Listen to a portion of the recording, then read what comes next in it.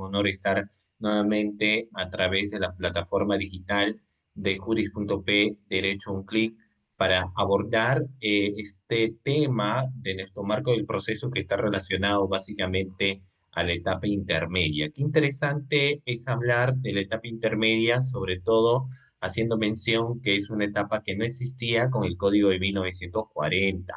La etapa intermedia es una etapa propia de lo que todavía a la fecha se sigue considerando nuevo Código Procesal Penal, a pesar de que ya tenga muchos años de su implementación, pero así lo van mencionando.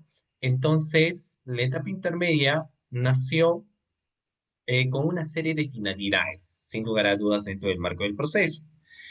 Sus finalidades tal vez más importantes inicialmente hablando era la preparación del juicio oral.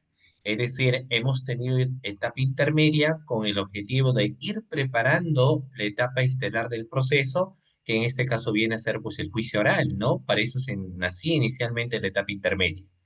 Ya con el correr del tiempo se advirtió de que la etapa intermedia también tenía otras finalidades, creo que yo incluso más interesantes, porque una de las finalidades estaba relacionado básicamente a evitar juicios innecesarios. Recordemos que el Ministerio Público formula una acusación fiscal, pero esa acusación fiscal naturalmente tiene que pasar por una serie de controles, las cuales nosotros lo consideramos, por ejemplo, como el control formal, como el control sustancial, ¿no?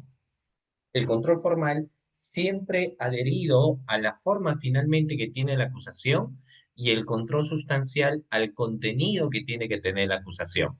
Entonces, ¿qué significa? Que si por ahí alguien plantea una acusación fiscal, pero lo plantea de manera inequívoca, en el sentido de que no hay que dejarnos guiar naturalmente solo por la presentación de una acusación. O sea, finalmente, ¿qué garantía uno puede tener que la acusación está bien hecha, ¿no? La acusación puede tener errores. Si no tuviera Sí, claro. errores, no tendríamos una etapa intermedia, ¿correcto? Sino sencillamente tendríamos una etapa donde sencillamente llegaríamos al juicio oral. Precisamente tenemos la etapa intermedia cuando se advierte algunos errores y para hacer frente a ello es que la etapa intermedia nace. La etapa intermedia nace con el objetivo, en todo caso, de evitar también tener aquellos juicios cuya naturaleza deviene en ser muy bien innecesarios en algunas ocasiones, ¿ya? Entonces debemos tener en cuenta eso también, porque como les digo, en algunas ocasiones la etapa intermedia cuando nace pues una etapa intermedia que es considerada como una etapa intermedia innecesaria, ¿no? Entonces, bueno. Vamos a hablar de la etapa intermedia. ¿Ya? Yo les estaba mencionando inicialmente que es una etapa que no existía con el Código de 1940, sino que es fíjense ustedes, muy bien, una etapa que nace con el nuevo Código Procesal Penal. ¿Ya? Entonces tenemos ahí la etapa intermedia con dos finalidades. Es una etapa que está obviamente entre la investigación preparatoria y entre la etapa de juicio oral propiamente dicha. Entre esas dos etapas tengo la etapa intermedia, con sus propias finalidades, con sus propios objetivos que pueda tener, pero ahí tenemos pues la etapa intermedia, ¿no? ¿Por qué resultaba siendo necesario la creación de la etapa intermedia? Porque lógicamente con el Código de 1940 ustedes saben que teníamos una fase de instrucción y una fase de juzgamiento. Entonces, una de las críticas que se hacía es que muchos de los casos llegaban a juicio oral cuando no tenían que haber llegado. O sea, eso era una, digamos, una primera crítica que se hacía. Se decía, ¿por qué estamos viendo un caso de juicio oral cuando ese caso no debe estar en juicio oral? Porque no cumple quizás con el requisito de la redacción de los hechos. Hoy en día nosotros sabemos que no se trata de redactar los hechos por redactar, y eso es importante, por eso el aprendizaje también de lo que viene a ser la redacción, ¿no? O sea, no es que yo, por ejemplo, voy a presentar una acusación con una redacción que no me permita entender la imputación, no me permite entender los los hechos concomitantes o los hechos que tiene ello, entonces es una acusación fiscal que no tendría por qué estar en juicio oral, ¿no? Tendría que ser una acusación que fácilmente podríamos nosotros advertirlo, eh, más bien en un sobreseimiento de la investigación, ¿no? O sea, si vamos a tener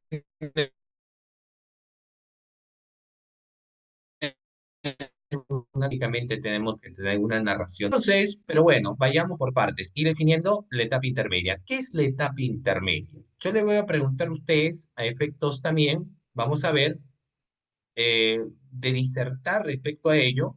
Muy bien, ¿qué es la etapa intermedia? No se analiza la etapa intermedia. A ver, participaciones, estimados doctores, a ver, ¿qué es la etapa intermedia? A ver, ¿qué vendrá a ser la etapa intermedia? Podemos conceptualizar que la etapa intermedia es una fase que constituye, lógicamente, un conjunto de actos procesales. Ya, muy bien, Juan. Es la etapa de filtro para ver qué elementos de comisión ameritan pasar a juicio oral. Muy bien, Juan. Ese es un concepto, digamos, que se tenía en cuenta primigeniamente. ¿De acuerdo? Cuando uno hablaba de la etapa intermedia, siempre hablábamos que era una etapa de filtro procesal, pero también se hablaba de la... ¿Correcto? Claro, eso es lo que se mencionaba. Filtro procesal o saneamiento procesal. Eso estaba relacionado a la etapa intermedia. Y cuando hablamos del saneamiento procesal, sanear técnicamente el proceso, porque es una terminología que también hay que tener mucho cuidado. O sea, no es que, si bien es cierto, los libros se hablan de saneamiento procesal, procesal, pero no significa solamente el sanear un proceso, porque el proceso ya está dado. O sea, hay un proceso a nivel de investigación preparatoria en la cual lógicamente se han recabado los diferentes elementos de convicción y se ha tomado una decisión por parte del fiscal que es lógicamente emitir la disposición de conclusión de investigación preparatoria. Entonces, cuando el fiscal emite la disposición de conclusión de investigación preparatoria, el fiscal tiene que tomar una serie de decisiones, ¿correcto? El fiscal decide qué hacer. Concluye la investigación. Ahora, hay formas en las cuales lógicamente se concluye una investigación. La gran mayoría cree de que la investigación se concluye cuando el tiempo procesal ha terminado. ¿Correcto? O sea, pregúntale a cualquiera, ¿cuándo concluye una investigación? Y la gran mayoría dice, la investigación concluye cuando el marco del proceso, el marco de temporalidad ha concluido. Llámese caso simple, caso complejo, caso de organización criminal. O sea, al margen de los 120 días para investigar, de los 8 meses para investigar o de los 36 meses para investigar, al margen de ese plano de temporalidad, entonces finalmente el fiscal emite la disposición que corresponda, ¿no? Pero ese es parte, lógicamente, del conocimiento primigenio que nosotros tenemos en la etapa intermedia, o previo a lo que finalmente va a venir a ser la conclusión de la investigación, porque en realidad, procesalmente se establece que la investigación termina, y ojo con esto, técnicamente se establece que la investigación termina cuando el fiscal vea satisfecho su objetivo de investigación. O sea, cuando el fiscal dice, me encuentro conforme con la labor de investigación.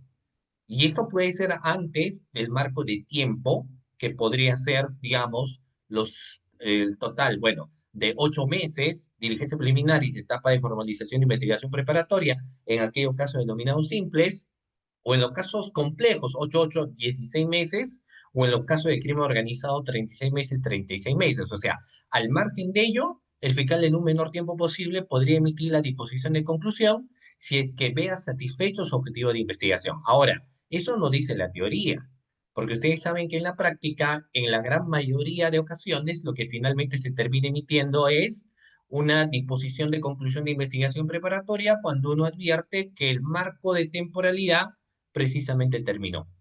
Entonces, terminó, muy bien, vamos a ver en ese aspecto, ¿ya? Cuando nosotros entendemos entonces el fiscal va a emitir lo que viene a ser técnicamente, doctores, una emisión de lo que vendría a ser la disposición de conclusión de investigación preparatoria y en base a ello, el fiscal podría formular una acusación o podría formular un requerimiento de sobreseimiento, ¿correcto? Que esos son técnicamente dentro del marco de la etapa intermedia, ¿no? Estamos iniciando ahí. Entonces, vamos a ver que uno de los objetivos es formular una acusación fiscal, pero esa acusación pasa técnicamente por lo que va a venir a ser una evaluación técnicamente de lo que viene a ser la etapa intermedia. O sea, yo tengo que hacer un control del contenido técnico de lo que viene a ser una acusación o de lo que viene a ser un sobreseimiento, pero entendiendo lógicamente el marco de la etapa intermedia. O sea, cuando el fiscal emite la disposición de conclusión de investigación preparatoria, formula una acusación, formula un sobreseimiento o en su defecto formula un requerimiento mixto, ¿no? Entonces, pongamos al inicio técnicamente lo que viene a ser, por supuesto que sí, la acusación, pero fíjense, la acusación fiscal cumple con tres premisas interesantes, como es una premisa fáctica, una premisa jurídica, ¿correcto? Y una premisa probatoria. Hablamos de la acusación y hablamos de la existencia de estas tres premisas. Premisa fáctica, premisa jurídica y lo que viene a ser la premisa probatoria.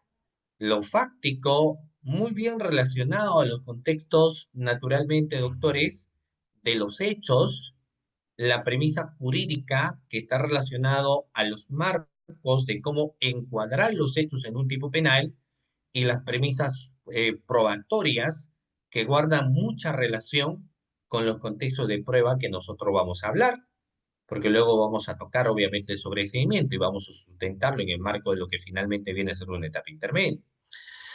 Entonces, el objetivo esencial ante la existencia técnicamente de lo que viene a ser una acusación es que, por lo menos para la perspectiva, por supuesto que sí, del Ministerio Público, es que esa acusación debería llegar al juicio oral, ¿correcto? Yo hablo de la acusación fiscal, entonces mi objetivo esencial es, lógicamente, que el caso llegue a juicio oral. ¿De acuerdo? Pero por supuesto que sí, la contraparte con sus propios objetivos o visión que tiene relacionado en el marco de lo que naturalmente viene a ser la defensa, que es entendible en el marco del rol que cumple, que debería en todo caso cumplir dentro de los parámetros también de la legalidad, que es algo totalmente diferente.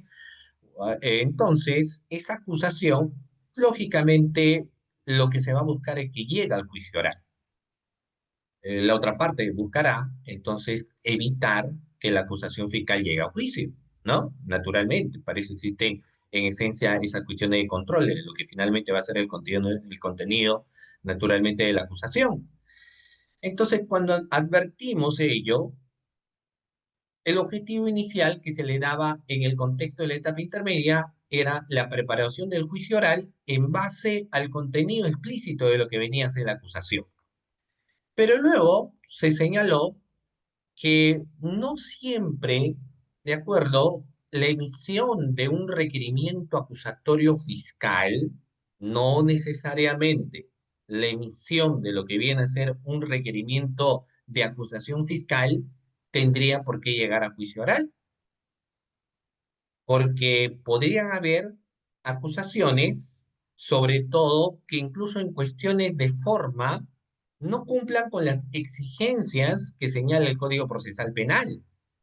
Es decir, que estemos ante la presencia de una acusación fiscal que tal vez no tenga una narración de hechos como debe de ser. Y cuando yo hago mención la narración de hechos dentro del marco de la ley, es porque estamos hablando que la acusación fiscal tiene que cumplir con lo que se denominan las circunstancias. Y estas circunstancias están relacionadas a las circunstancias precedentes, circunstancias concomitantes y circunstancias posteriores, ¿no? Que eso, fíjense que no te exige, por ejemplo, a nivel de una formalización de investigación preparatoria, por lo menos en lo que establece en el marco del Código Procesal Penal, sino que naturalmente sí establece cuando uno formule una acusación. Entonces, y eso que estoy hablando del primer contenido implícito de la acusación fiscal. Pero, ¿qué pasaría si la acusación fiscal no cumple con esta narración de los hechos?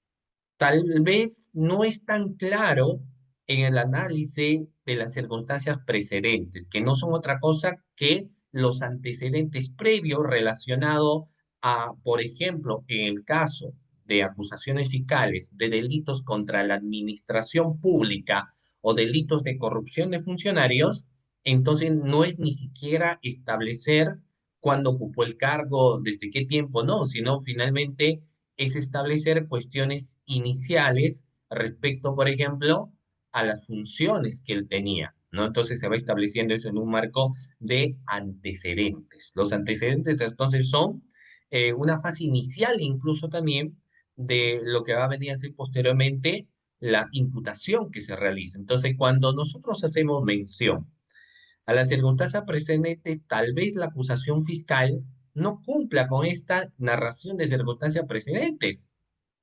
Y lo que es mucho más criticado, pues lógicamente son las circunstancias concomitantes. ¿Qué es una circunstancia concomitante?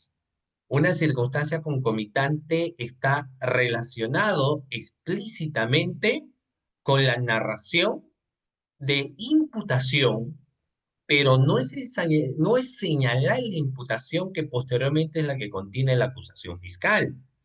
Ustedes saben, primero son los hechos, la individualización y luego finalmente la imputación a la conducta. O sea, partimos de ello, ¿no? Narración explícitamente de los comportamientos, luego establecemos de ese accionar de la conducta en la subsunción en el tipo penal y posteriormente cómo es que terminamos vinculando o imputando a determinada persona la autoría de la conducta. Entonces, cuando establecemos ello, ¿correcto? Y esto hay que señalarlo, si tal vez en las premisas fácticas no existe una narración adecuada de los hechos, entonces yo les pregunto, ¿esa acusación fiscal debería llegar a juicio oral? ¿Es una acusación fiscal que debería llegar al juicio oral? No, ¿verdad? Porque claro, tiene una falencia. ¿O es que acaso la acusación, si no tiene esas premisas que yo les menciono, debería llegar a juicio oral en la vida? Pues, claro. Y luego, hablemos de las premisas jurídicas, que no, ya lo voy a hablar más adelante, pero en las premisas jurídicas ingresa mucho el análisis de los elementos del tipo penal y luego de las premisas probatorias que están relacionadas básicamente en los contextos de legalidad, de pertinencia, de conducencia, utilidad, por mencionar, ¿no? Entonces, cuando esa acusación fiscal no cumple ello, entonces lo que se dice en el control que se termina realizando es que es una acusación que no debería llegar al juicio oral.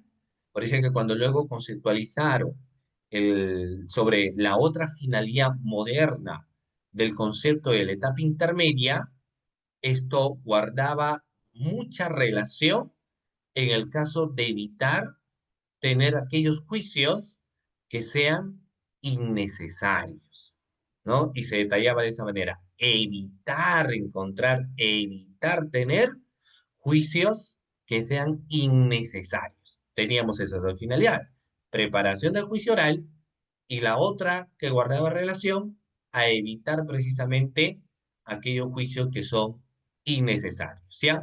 Bueno, vamos a ver ahí. Cuando establecemos la esencia de un primer control que lógicamente se establece al contenido de la acusación, yo tendría que empezar señalando qué es lo que básicamente tendría que tener la acusación fiscal. Se ha establecido que la acusación parte de un requerimiento, ¿no? O sea, no es que la acusación técnicamente es una disposición. Las disposiciones son las decisiones que emite el fiscal en el desarrollo del proceso, en cambio la acusación parte de la existencia de un requerimiento. Y el requerimiento no es una decisión, por lo menos técnicamente hablando, sino que el requerimiento viene a ser una pretensión, es un pedido que se formula ante quién, cuando que se formula ante el juez de garantía, pues no, porque ese juez de garantía es el que finalmente evalúa esta acusación fiscal.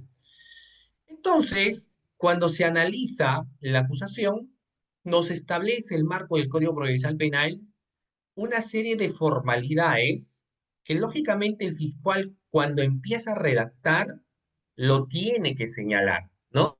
O sea, el fiscal empieza a redactar la acusación, entonces tiene que señalarme lo que en esencia es el contenido tácito e implícito de lo que viene a ser en este caso, doctores, la acusación fiscal, que es algo que, como les digo, cumple pues una formalidad bastante interesante, ¿ya?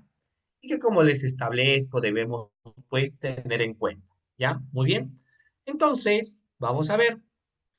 Fíjense ustedes que una primera exigencia que nos establece está relacionado al contenido implícito de la acusación y me dice que lo primero que yo tengo que tener en cuenta es identificar al imputado, que en realidad el término en todo caso adecuado, que a estas alturas yo lo tendría que poner, es la de acusado.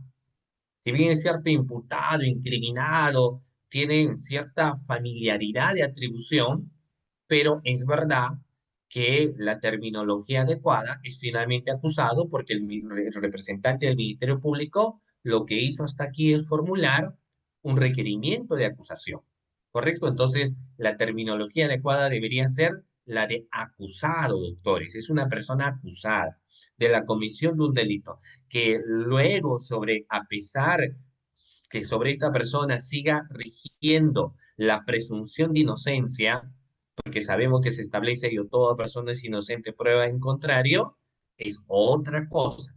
Acá lo que estamos señalando es que finalmente hay una acusación fiscal, entonces a la persona se le señala como acusado. Es un acusado, lo estamos acusando. Entonces, si vamos a acusar a alguien, hay que identificarlo plenamente, ¿o no?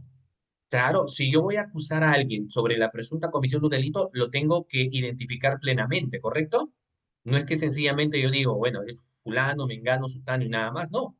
Si yo tengo que establecer quién es el que ahora la condicionante es la de acusado, entonces tengo que tener todos sus datos posibles de identificación, lo cual no sucede, por ejemplo, cuando uno inicia con el marco del proceso, ¿cierto? Porque pregunta sencilla de pregrado. Pregunta de pregrado, su participación es importante. Fíjense ustedes, cuando uno inicia, por ejemplo, una investigación, yo es necesario que yo sepa quién es el autor del delito o que los efectivos policiales o el representante del Ministerio Público, llámese en este caso encabezado por la presencia del fiscal, tendría que señalarme necesariamente quién es el acusado. No, ¿verdad? ¿O sí? No. O sea, si yo voy a empezar a hablar de una investigación inicial, no interesa todavía la identificación de quién es el presunto autor del delito, ¿correcto? Ya luego nosotros veremos ello, veremos quién es el autor del delito cuando, por ejemplo, desarrollamos los actos de investigación y terminamos finalmente identificando al presunto autor del hecho criminal. No es una exigencia. A nivel de una formalización, sí. O sea, yo, diligencias preliminares, formalizamos la investigación, entonces tendríamos que haber individualizado al presunto autor del delito. Los niveles de individualización en un contexto de formalización lo tengo que establecer, pero no tienen el mismo nivel de exigencia que cuando vamos a formular, por ejemplo, una acusación. Si yo formulo una acusación, tengo que poner no solamente sus nombres completos, ¿no? Su teléfono, el SINOE, luego, o la casilla electrónica, ¿correcto? Yo tendría que saber el domicilio procesal, incluso el apodo.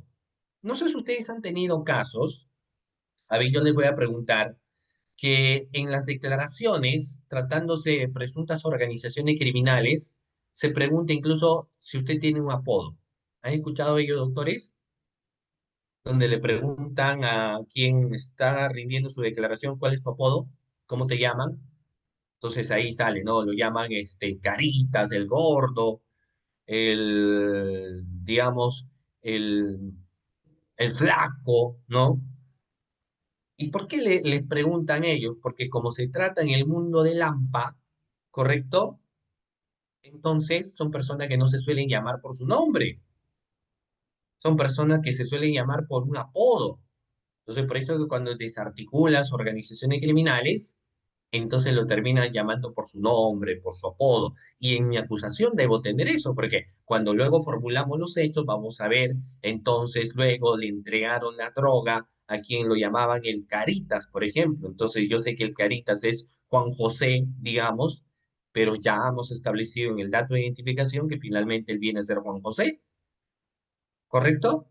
Entonces yo debo tener eso. ¿Qué más? Incluso va a haber casos donde va a ser necesario a niveles de identificación preguntar por el tatuaje, el tipo del tatuaje, si es de blanco y negro, si es, por ejemplo, a color, porque yo necesito saber todos los datos de identificación. O sea, es preferible que yo peque en exceso que peque en defecto, ¿no? O sea, todos los datos posibles para identificar. Ahora, pregunta, ¿qué va a suceder cuando, por ejemplo, la acusación fiscal no tenga los datos para identificar al imputado? ¿Qué creen ustedes que va a hacer el juez? Porque si yo hablo del contenido de la acusación, siempre está supeditado, lógicamente, a la etapa intermedia y siempre está supeditado finalmente a las observaciones que va a hacer la otra parte. Entonces yo les pregunto a ustedes, ¿qué va a suceder si, por ejemplo, el fiscal no identificó debidamente a los acusados? ¿Qué va a pasar si no hay una debida identificación? ¿Qué hacemos con la acusación? ¿Que siga su curso y que llegue a esa acusación? Ahí les pregunto a ustedes, que siga su curso, ¿verdad? Claro, por eso hace un momento hablábamos un poco de la etapa intermedia y yo les comentaba esas finalidades porque guardaba mucha consonancia. Entonces, más que corrija la acusación, lo que técnicamente le dice es que, señor fiscal, le estamos dando 24 horas o le estamos dando 72 horas. ¿Para qué? No para que continúe la investigación, sino para que subsane la identificación. Señor fiscal, acá usted no ha puesto su segundo nombre, no ha puesto sus datos completos, corrige el domicilio procesal, señale el nombre del abogado defensor. ¿Y por qué le pide todo ello? Porque lógicamente el primer contenido de la acusación son la identificación. Así sean 10 acusados, 15, 20, 30, 35 personas acusadas, no interesa la cantidad, pero sobre todas ellas debe estar la acusación fiscal en el plano de la identificación o individualización. Entonces, eso es lo primero que debo tener en cuenta, identificar. E incluso va algo más, porque si bien es cierto, a mí me interesa que la acusación fiscal debe tener a los acusados debidamente identificados, correcto, que yo debo tener en cuenta acusados, cada uno de ellos debidamente identificados, también su dato de identificación va a estar relacionado en los testigos, por ejemplo, que nosotros vamos a presentar en juicio oral, identifícalo bien, porque ya ustedes habrán podido saber que hay audiencia donde finalmente el juzgado tiene algún tipo de dificultad porque dice, mira, no está viniendo el testigo que ustedes han ofrecido. Y estamos viendo que en la acusación fiscal, como que no hay el nombre completo, no me han señalado el domicilio procesal, si que en el caso el testigo vino con abogado, ¿no? O el domicilio real, que no necesariamente es aquel que está en la ficha RENIC, sino que es el que finalmente el lugar donde actualmente vive el testigo, entonces tiene que subsanarlo, por favor, usted también, señor fiscal. Entonces, el contenido número uno de la acusación es la identificación del imputado, ¿correcto? Subrayemos, tomemos nota. Primer contenido de la acusación fiscal es la identificación del imputado, ¿correcto? Sigamos. Después de la identificación del imputado, ingresa la importancia de las premisas fácticas. Pero igual, para ir entendiendo, porque hay chicos de pregrado también, que es importante que todos aprendamos. Si yo hago mención de las premisas fácticas, la gran pregunta sería, ¿qué es lo fáctico? A ver, ¿qué es lo fáctico? Yo te digo, señor fiscal, usted tiene que tener mucho cuidado cuando desarrolla lo fáctico. ¿Y qué es lo fáctico? Los hechos, lo fáctico. ¿Qué son los fácticos? Y eso es técnico. Los hechos, a ver, ahora, todo se suscribe, todo está relacionado a nivel de hechos o no. Necesito primero conocer los hechos. Y cuando el fiscal va a formular una acusación, entonces lo primero que debe tener en cuenta es cómo están narrados los hechos. Muy bien. Entonces, eh, ya, Silvia, ¿es una pregunta o estás haciendo un comentario?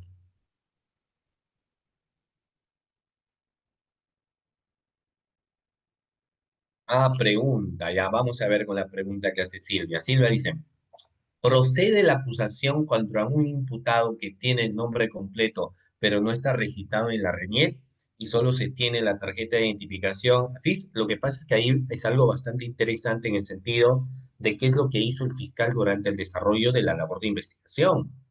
Porque si, por ejemplo, no está registrado en la RENIEC, entonces lo que el fiscal tendría que pedir es un informe, formular un oficio a la RENIEC a efectos, o el RENIEC, si lo queréis llamar de esa manera, ¿no? El Registro Nacional de Identidad, para que diga por qué fulano, mengano, sutano no se encuentra registrado. Eso es lo primero que tendremos que hacer. Entonces, cuando no se encuentra, fíjense ustedes, debidamente registrado, ya tendría la información de la RENIEC, pues RENIEC para, lógicamente, entender de ello, porque debería estar. Ahora, si por algún motivo la RENIEC me dice, pues no, lo que pasa es que hay un trámite que no ha cumplido, que él no tiene, está ahí, pero esta persona tiene una tarjeta de identificación FIS, entonces ahí sí podría ser posible, ¿ya? Pero ya tenemos la información de la RENIEC, ¿correcto? Bueno. Los hechos, siempre lo fáctico, doctores, está relacionado a los hechos. No nos olvidemos. Lo fáctico siempre guarda relación con los hechos. Ahora, no son pues a nivel de un proceso, los hechos, es cierto que la génesis va siendo inicial de los hechos, pero luego a medida que va avanzando la investigación, estos hechos van cambiando, van mutando, van transformándose, ¿correcto? ¿Sí?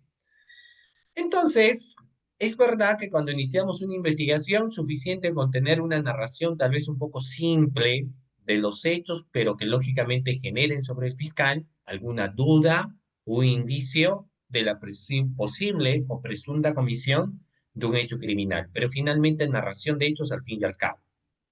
Ya cuando formatizamos la investigación, lógicamente la narración de los hechos son un poco más elaborados. De hecho, existen muchos despachos fiscales donde, por ejemplo, se pide que cuando tú me vas a narrar los hechos sea casi a nivel de una acusación. Ahora, la regla del Código Procesal Penal pues difiere mucho de lo que es una formalización de investigación preparatoria a lo que viene a ser, por ejemplo, una acusación fiscal. ¿No? Y eso queda claro, eso queda establecido, eso lo tenemos de esa manera. Pero vayamos acá. Miren, a nivel de una acusación me dice, necesito que tú me dividas, que tú separes en circunstancias, que algunos lo llaman premisas, pero técnicamente, en base a lo que establece el Código Procesal Penal, hablamos de circunstancias. Y nos dice, tú tienes que separar los hechos en tres circunstancias: las famosas circunstancias precedentes, las famosas circunstancias concomitantes y las famosas circunstancias posteriores. Eso tiene que tener la acusación fiscal. Ahora volvamos a lo anterior. ¿Y qué va a ocurrir? Vamos, yo les pregunto a ustedes, doctores, la gran mayoría de acá se dedica al litigio, ¿no? Al litigio. Y cuando hablo de litigio, bueno, dentro del mismo Ministerio Público también, porque litigar no es que distingue que está relacionado solamente al abogado defensor particular, ¿ok?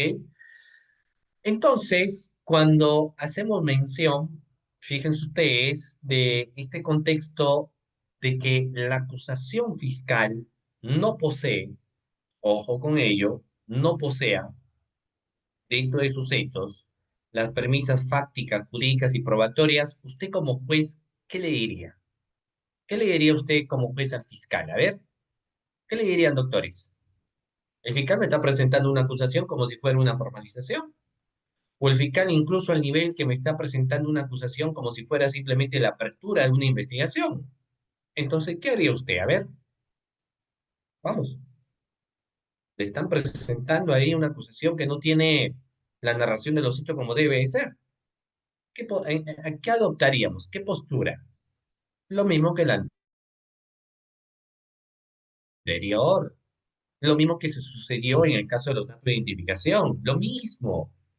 Entonces, lo que nosotros tendríamos que decirle es, primero, revisa pues los marcos de lo que establece el Código Procesal Penal, no sé, o sea, para empezar, que suceda eso sería, digamos, ¿no?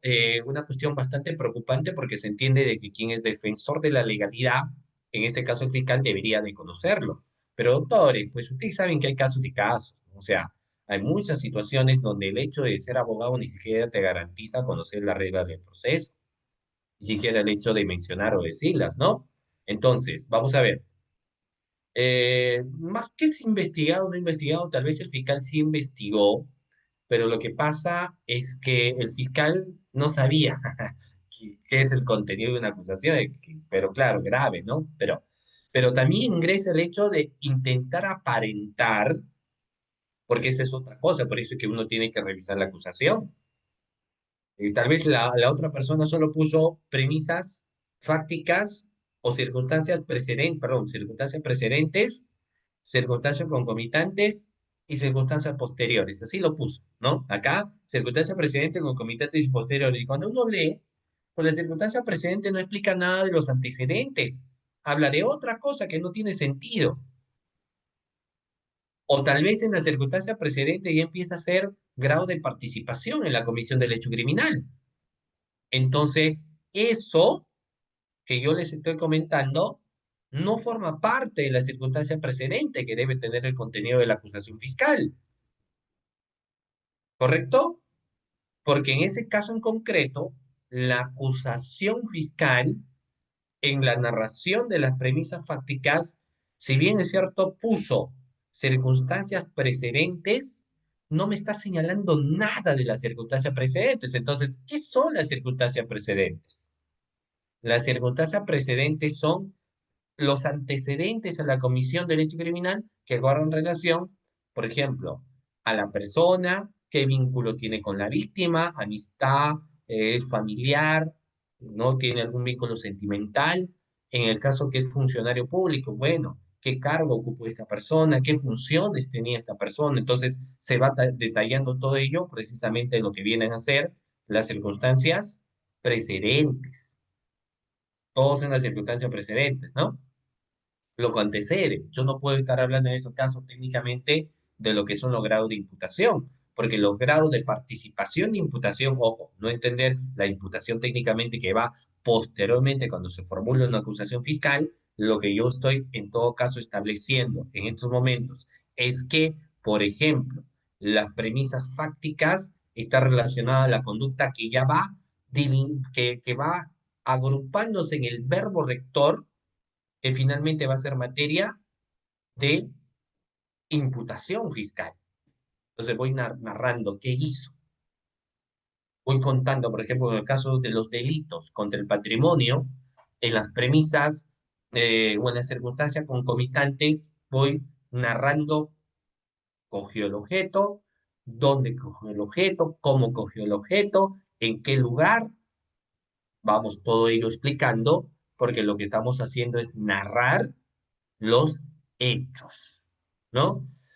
Llegó un delito de colusión agravada. Bueno, es una pregunta bastante interesante, porque en el caso de la colusión agravada, lo que yo hago es el perjuicio patrimonial, y ahí voy a explicar el perjuicio patrimonial, pero posterior, y es verdad que el perjuicio patrimonial lo vamos a explicar en las circunstancias concomitantes, ¿no? Es decir, lo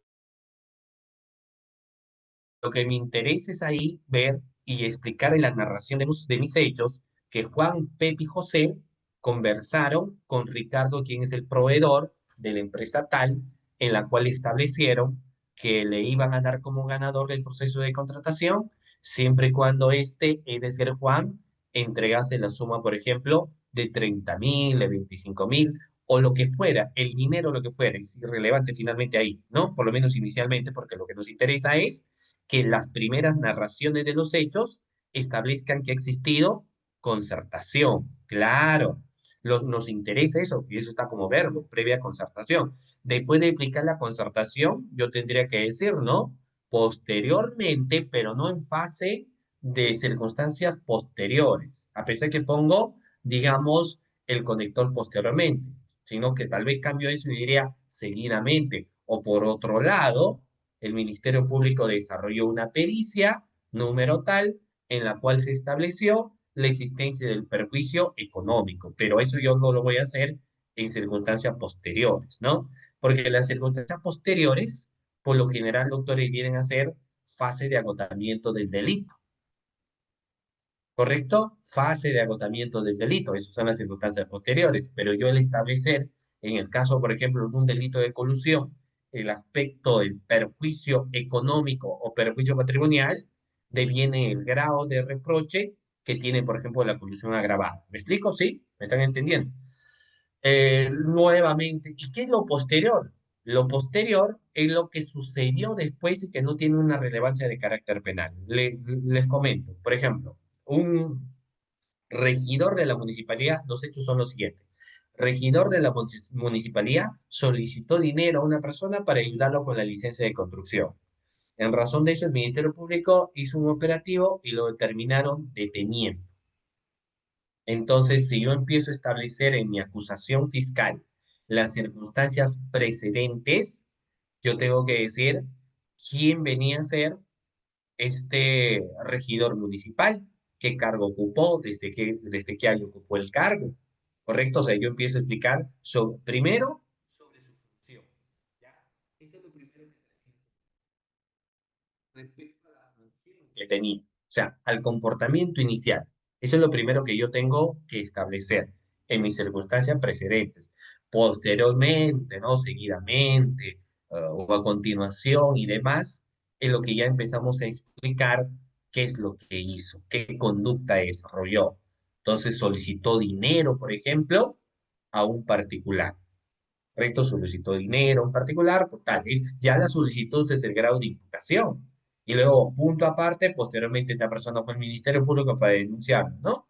Y después de denunciarlo se hizo el operativo fiscal, y bla, bla, bla, bla, bla, se lo detuvo con las manos en la masa, y luego, en las circunstancias posteriores, posteriormente yo podría establecer que a esta persona se lo condujo, ¿no? Al Ministerio Público, sobre esta persona se requirió tal cosa, pero es ya posterior, lo que luego suscitó. Los delitos de función también puede ser eso, ¿no?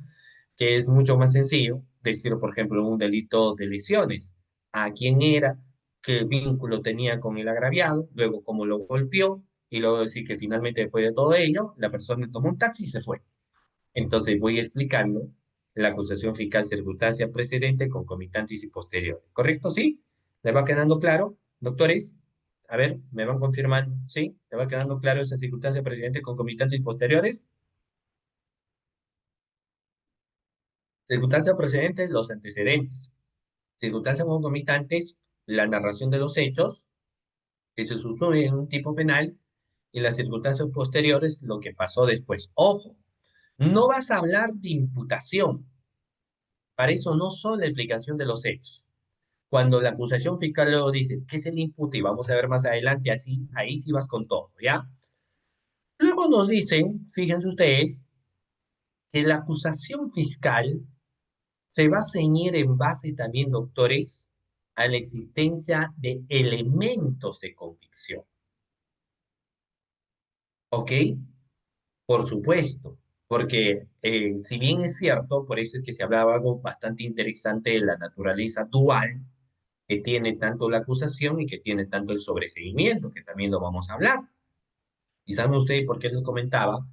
Porque la acusación no es que yo recién digo acuso contra fulano, mengano, sutano, estoy formulando una acusación y luego de ello yo me voy a juicio oral, entonces como por ahí algún ponente o alguien, no sé, o yo mismo lo he escuchado, y dicen, digamos, la oralidad es lo máximo, que la oralidad es el principio emblema, ¿no? Que yo mismo lo he dicho en algunas ocasiones también, pero no significa de que solo en el juicio es lo que finalmente yo empiezo a señalar grado de responsabilidad, atribuciones a una persona. No, no, no solamente significa eso, sino que lógicamente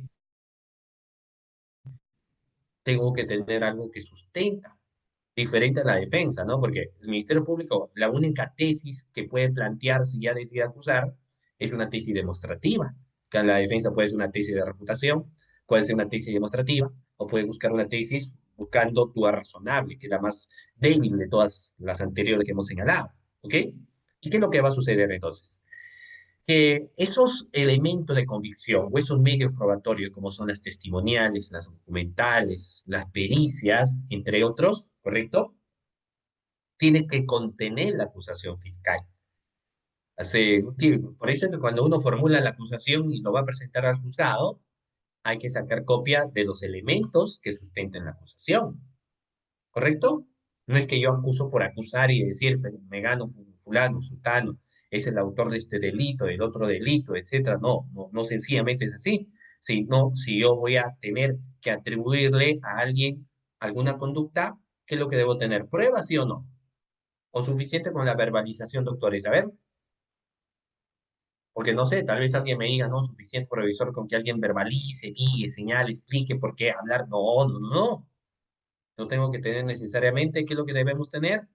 Debemos tener medios probatorios, ¿correcto? Los medios por la prueba, ¿ya? Ya lo vamos a explicar después, mire, pero entonces, y ahí ingresa algo bastante interesante, que luego es una exigencia posterior en la acusación, porque el fiscal cuando trabaja una acusación, trabaja en vista de lo que finalmente va a ser la etapa intermedia. No es que trabajas en lo que va a ser finalmente el juicio oral, porque yo tengo que plantear una base sólida. Entonces, no es que voy a presentarte cualquier prueba, porque fácilmente el fiscal podría decir, a ver, todas estas pruebas ingresan, ¿correcto? Esta prueba ingresa por aquí, esta prueba ingresa por allá, esta otra prueba ingresa por este otro lado. No, no, sino que los estándares probatorios del contenido, por ejemplo, de una acusación, me dice que estos deben tener legalidad. A ver, ¿qué más aparte de la legalidad? Ya, uno es la legalidad. Lo otro, ¿qué más debe tener el medio probatorio? Per, uno es legalidad y el otro que debe tener, vamos, doctores, en que se equivoque, no, no interesa, participe. Aparte de la legalidad, ¿qué más debe tener? Muy bien, FN me dice, claro. Pertinencia, luego de la pertinencia, conducencia y utilidad, pues es medida probatoria. Entonces, por eso es que el fiscal en la acusación no es solo la oralización, ¿ah? Sino que el fiscal, cuando formula ya una acusación como tal, porque el fiscal formula la acusación y presenta sus medios probatorios, ahí va a señalar factores de pertinencia, de conducencia y de utilidad, y por supuesto que sí, de legalidad que debe tener el medio probatorio. ¿Correcto? Pertinencia, conducencia y utilidad. Y por supuesto que sí, la legalidad del medio probatorio. ¿Estamos de acuerdo? Eso debe contener de todas maneras, ¿correcto? Y eso lo dice en el literal C sobre el contenido de la acusación. ¿Ya? Muy bien, fundamento del requerimiento. Eh, y uno diría, pero, a ver, yo les pregunto a ustedes, pero ¿por qué el fiscal finalmente no presenta su acusación y da lo mismo? No, finalmente el fiscal dice, estos son mis medios probatorios y punto. ¿Qué pasaría, a ver, yo les pregunto, si el fiscal formula una acusación y sus medios probatorios no ha señalado adecuadamente el fiscal la pertinencia, conducencia u utilidad? A ver, pregunta, ¿qué es lo que va a suceder? Cuando el Ministerio Público, cuando formuló la acusación fiscal, no señaló claramente factores de pertinencia, de conducencia y utilidad. ¿Qué sucede? Pues si no presenta esos medios probatorios, ¿qué es lo que va a suceder, doctores? ¿A dónde estaríamos? A ver, hay que hacer un poco la epitonizo. La epitonizo significa hay que ser un poquito veedor para más adelante de qué es lo que finalmente podría suceder. Entonces, ¿qué podría pasar? A ver,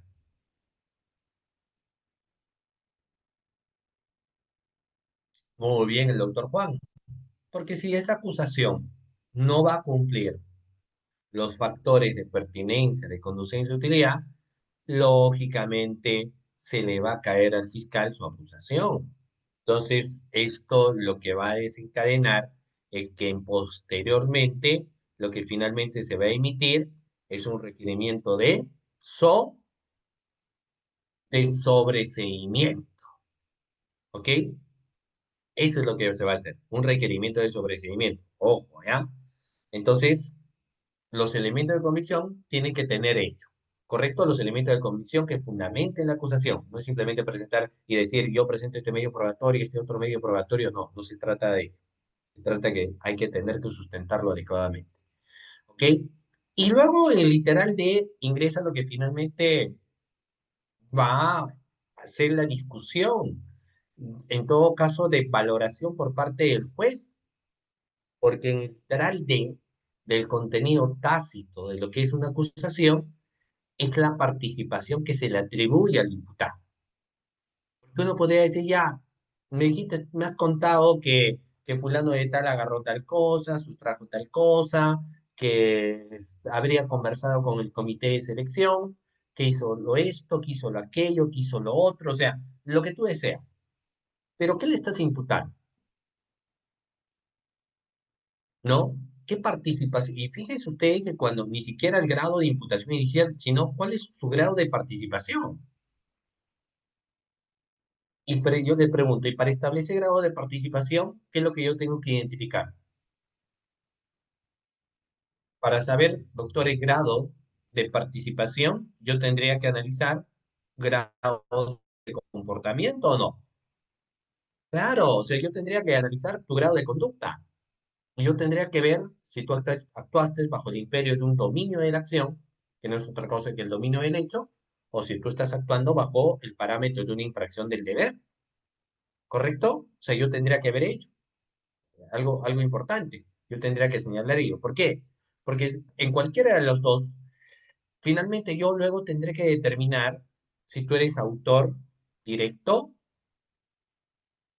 El otro tipo de autoría, ¿cuál es? Autor, ya, yo tengo autor directo, doctores, vamos, atentos. Autor directo, o si no será autor muy bien el doctor Juan, autor mediato, o el hombre de atrás, o el autor intelectual, si prefiere llamarlo de esa manera. Y por último, tendremos a quién? A los ¿cuáles son, doctores? Coautores, no se olviden, vamos. Entonces vamos a tener al autor directo, vamos a tener a los autores inmediatos, vamos a tener a los coautores, pero no solamente ellos, porque luego nos establece cómplice o instigador. Y si es cómplice, puede ser un cómplice primario o puede ser un cómplice secundario. O tal vez estamos hablando ante un sencillamente un instigador o no. ¿Correcto? ¿Sí? ¿Le parece bien? Ok. Ok, doctores. Entonces, fíjense ustedes, lo interesante en ese caso en concreto es que yo establezca hecho, porque luego la defensa, y por eso es la importancia del contenido de la acusación, va a decir, señor fiscal, pero ¿cuál es su grado de participación? ¿Y tú qué le vas a decir? A ver, señor fiscal, usted dígame cuál es su grado de participación. Señor juez, no se está viendo que la acusación tiene grado de participación, ¿y qué le vas a decir? Nada. Tienes que señalar su grado de participación. Se le atribuye a autor del delito tal, o autor directo incluso. Ya, él quiere señalar grado de participación, correcto, no tengo ningún problema. Él es autor directo del delito tal. De homicidio simple, homicidio calificado, de, de parricidio, de sicariato, proxenetismo, lo que fuera, él es autor directo. Ya lo voy estableciendo como tal. Voy señalando y diciendo, él es autor directo del delito. ¿Correcto? Lo voy señalando, lo voy enmarcando, lo voy mencionando, voy estableciendo que él es autor directo del delito. O si no, digo, él es autor mediato, él es el hombre de atrás, es coautor del delito. Muy bien. O es coautor del delito, por ejemplo, en el caso Castillo. Mucho se habla en el caso Castillo de que si él es autor, no es autor del delito de rebelión, pero ahí la pregunta es, ¿pero qué grado de participación? ¿Autor directo? ¿Autor mediato? ¿Coautor? Establezca usted el grado de participación,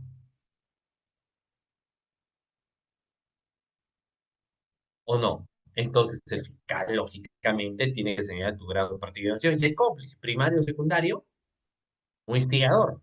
Entonces, cuando se establece el grado de participación que se le atribuye al imputado, hay que narrarlo.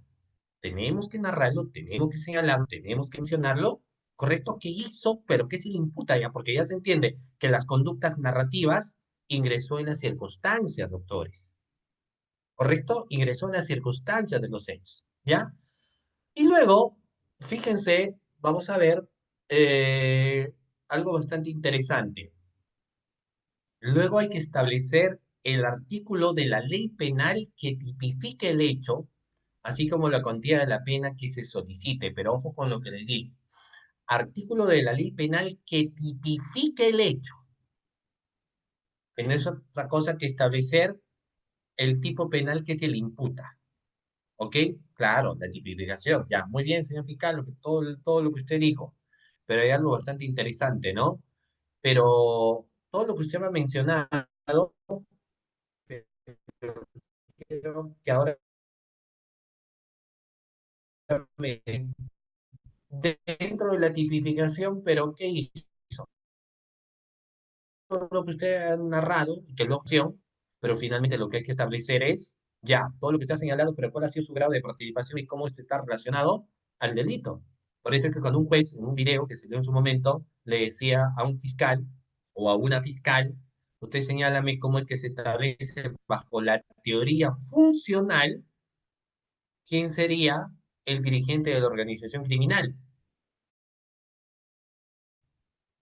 Y si tú no sabes qué es una teoría funcional, entonces, ¿cómo finalmente estás imputando a alguien un delito, digamos, de función o un delito de participación necesaria, como en el caso del delito de corrupción de funcionarios, o no? Y no te estoy tomando un examen por el ánimo de molestarte, de fastidiarte, o de decirte si realmente conoces, ¿no? O sea, no es el grado de intencionalidad, o no es la intención que uno tiene.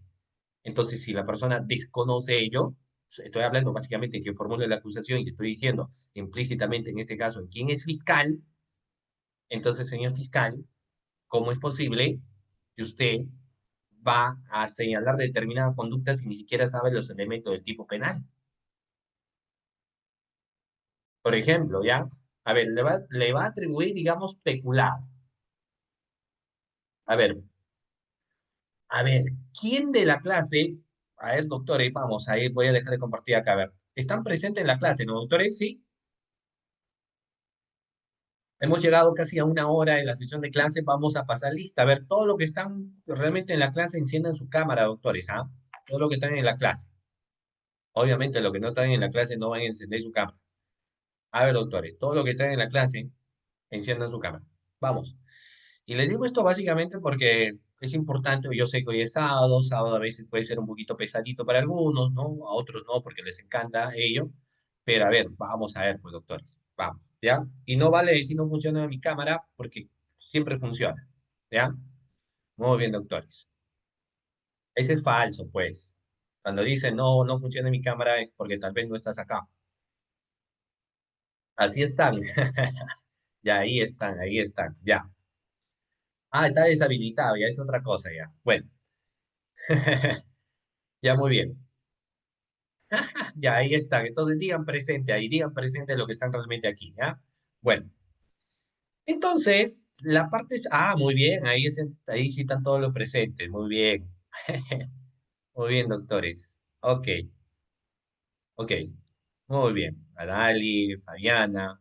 Ok, muy bien, chicos. Continuamos entonces. Miren, entonces es importante que el fiscal conozca la parte especial para formular una acusación. De hecho, yo creo que esto lo han tenido en cuenta ya hace mucho tiempo, porque es muy complicado. O sea, bien sabes todo regularmente o bien te especializas en algo, porque llegar a ser un todista es un medio complicado. Y el Ministerio Público por eso dividió, pues, ¿no? Porque imagínate un fiscal, porque sí en su momento habían fiscalías, donde el fiscal veía desde lavado de activo, desde feminicidio, desde cohecho, hasta crimen organizado. Casi trata de personas y demás. Entonces el fiscal, pucha, imagínese usted cabezón, pues. ¿Por qué el fiscal cabezón? Porque tantos delitos que hay tienes que dominar. Entonces le dijeron, no, un momentito, tranquilo, no te apresure, tranquilo, nada más.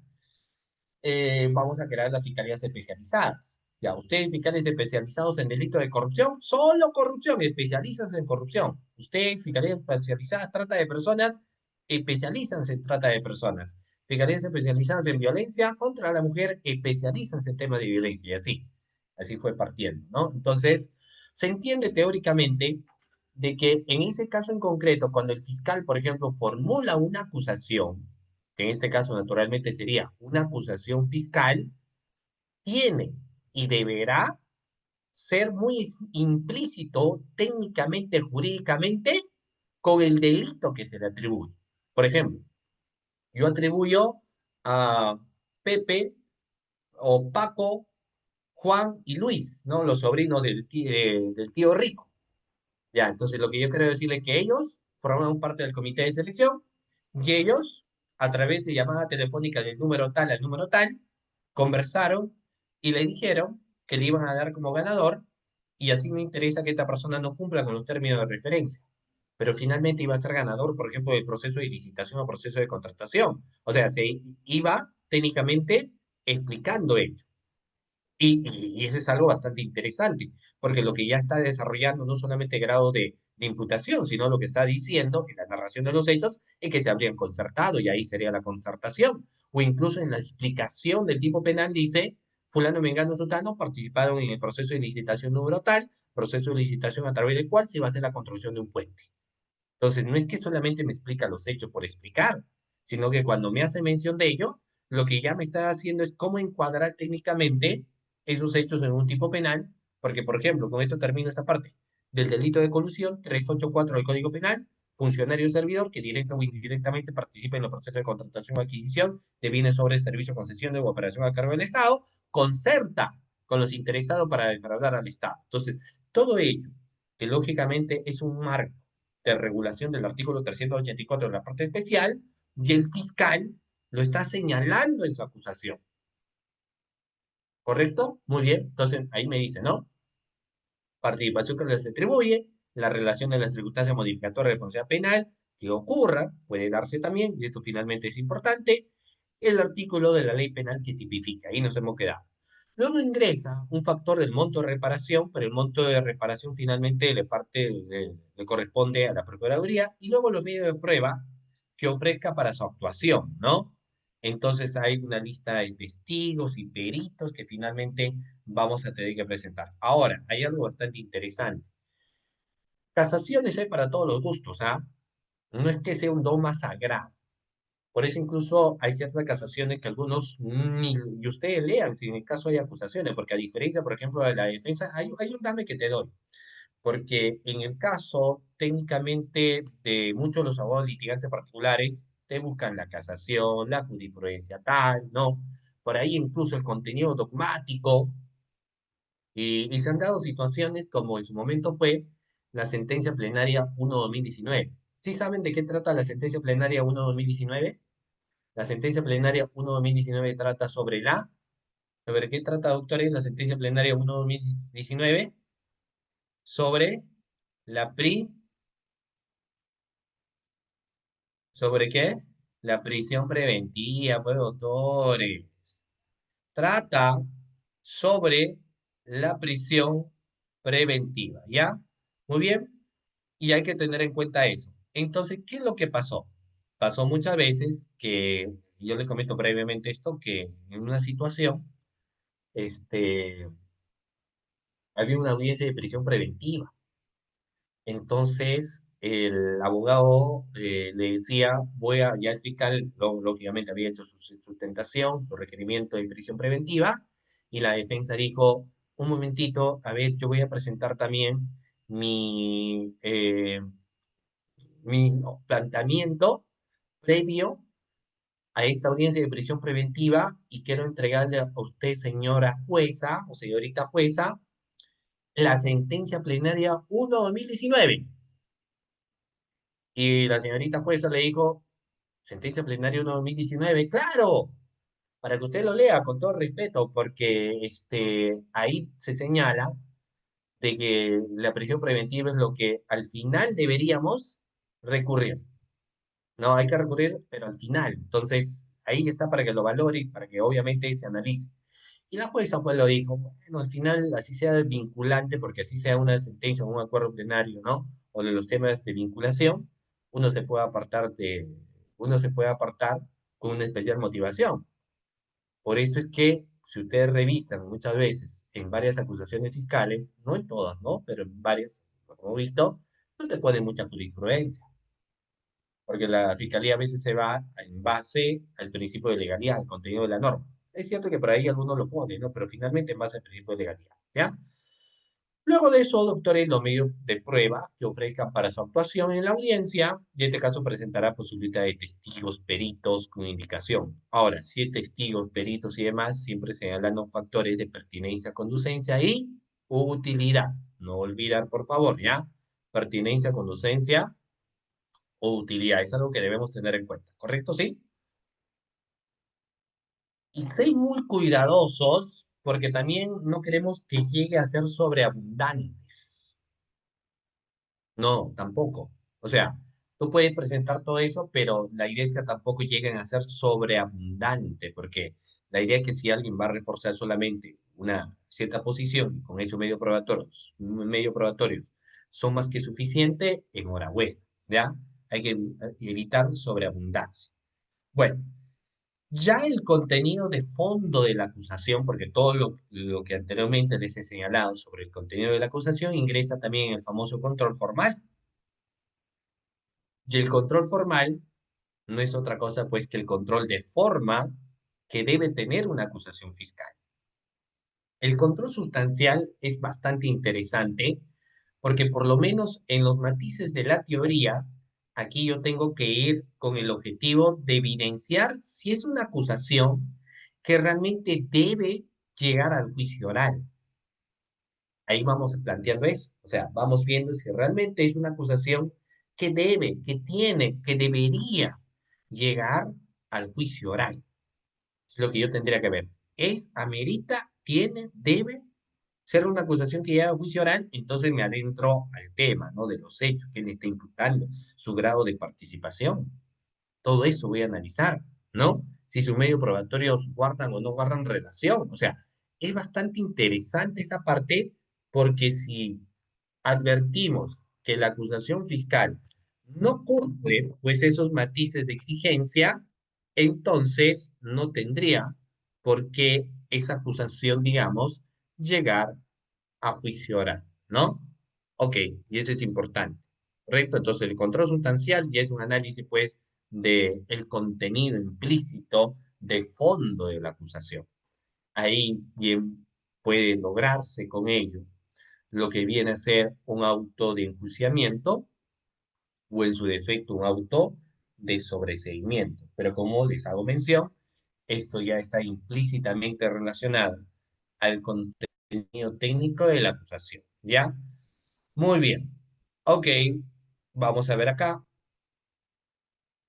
Antes de pasar, ya, claro. Acá existen solo para mencionarles algunas cuestiones interesantes. Hay una casación, si no la tenían en cuenta, subrayenlo, que es la casación, doctores, 1450-2017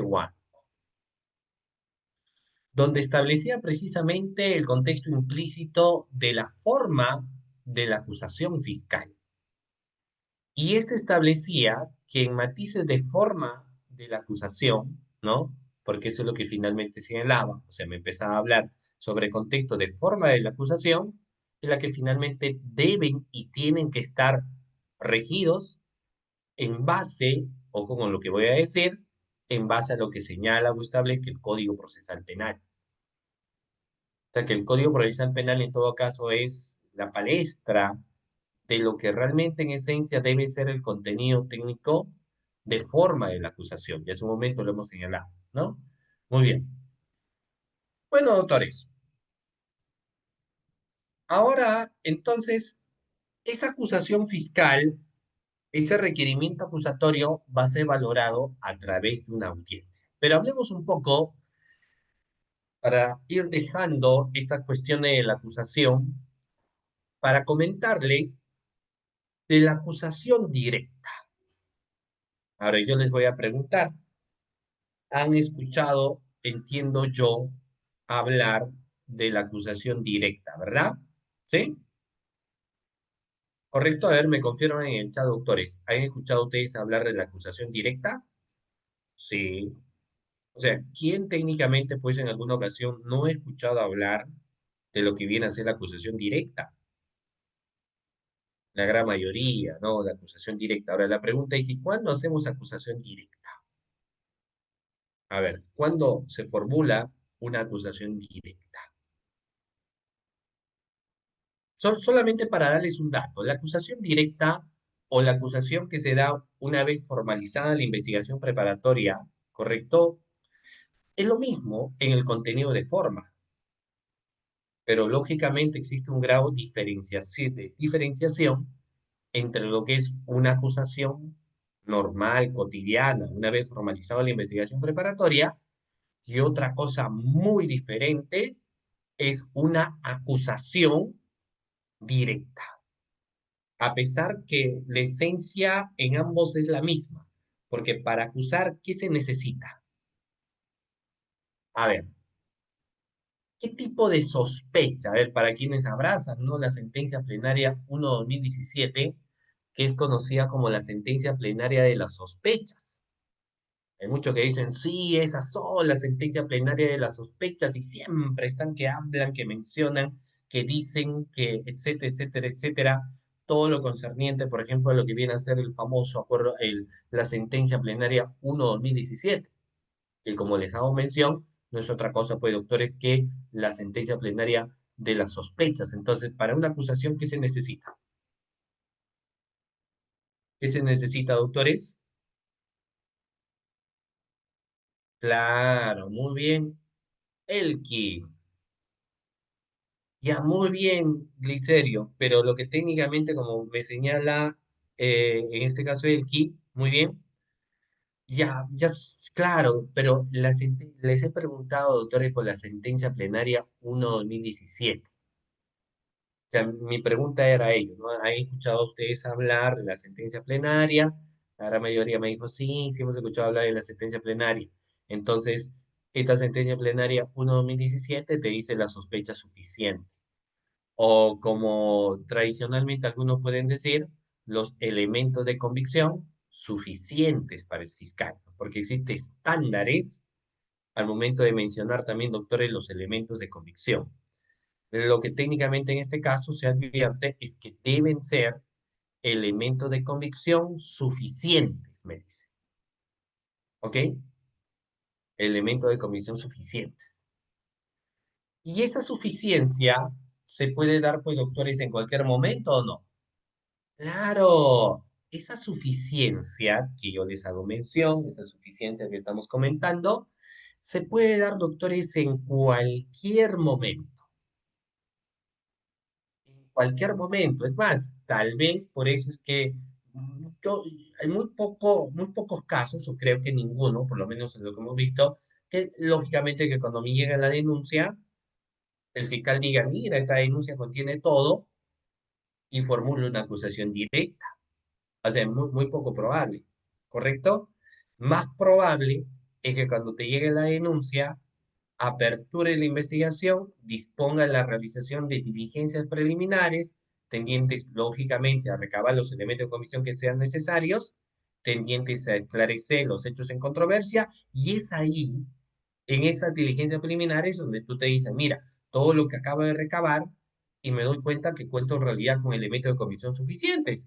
Entonces, como que no es un requisito de probabilidad, de posibilidad, de exigencia, que de diligencias preliminares tengan necesariamente que formalizar la investigación preparatoria, sino que si en realidad yo cuento con estos elementos, entonces formulo una acusación. Pero como les digo, tengo que llegar a tener los famosos elementos de comisión suficientes. Si no tengo elementos de comisión suficientes, no vamos a formular una acusación directa. ¿Ya? ¿Correcto? Eso queda claro. ¿Ok? Muy bien. Y ahora vamos a pasar pues al famoso sobreseimiento. Obviamente, doctores, la pregunta está de más si hemos escuchado hablar del sobreseimiento, ¿verdad? ¿Sí? Pregunta, ¿qué es el sobreseimiento? Claro, yo hemos escuchado hablar del sobreseimiento, les digo, y la pregunta en todo caso es, ¿qué es el sobreseimiento? A ver, doctores, a ver, ¿qué es el sobreseimiento? Vamos, tenemos media hora todavía, ¿no? ¿Qué es el sobreseimiento? Sobreseimiento es poner fin al proceso. Medianamente cierto. ¿Qué más es el sobreseimiento? Ahora, un dato para diferenciar, ¿ya? ¿Qué diferencia existirá entre un archivo y un sobreseimiento? A ver, lo va como pregunta ustedes, ¿ah? ¿Qué diferencia podríamos encontrar entre técnicamente lo que viene a ser un archivo con un sobreseimiento? ¿Mm? Fácil, doctores. Una primera diferencia, ¿cuál es? El estadio del proceso, porque el archivo se va a dar cuando concluyen las diligencias preliminares, o es que el archivo se da cuando, cuando formalizo la investigación. Formalizo y luego digo, ah, mira, veo una posibilidad de tener que archivar. No, ¿verdad? El estadio técnico es cuando se ha emitido las diligencias preliminares, concluye las diligencias preliminares, entonces lo que corresponde, por ejemplo, doctores, en ese caso en concreto, es tener que archivar. ¿Por qué? Lógicamente, doctores, por el estadio procesal. Y el estadio procesal lo que decía es que hay que archivar. ¿Ok? Eso está relacionado ahí. Básicamente, entonces, en las cuestiones del archivo, ¿ya? Pero cuando hablamos técnicamente, doctores, de lo que viene a ser, digamos, aquí, el sobreseimiento se suele dar cuando, por ejemplo, y eso hay que tener en cuenta, el sobreseimiento se suele dar cuando se ha concluido eh, las diligencias preliminares a nivel de formalización de investigación preparatoria y el fiscal, por supuesto que sí, lo que acaba en ese caso de formular es un sobreseimiento por el estadio procesal, ¿ya? Eso hay que tener en cuenta, ¿correcto? Muy bien. Hay algo interesante que debemos tener en cuenta siempre es y cuándo vamos a ver, no, claro, o sea, el archivo no es sinónimo, por supuesto que sí, de cosa juzgada, y no decimos lo contrario, ¿no? El archivo tiene en todo caso la condicionante de ser cosa decidida.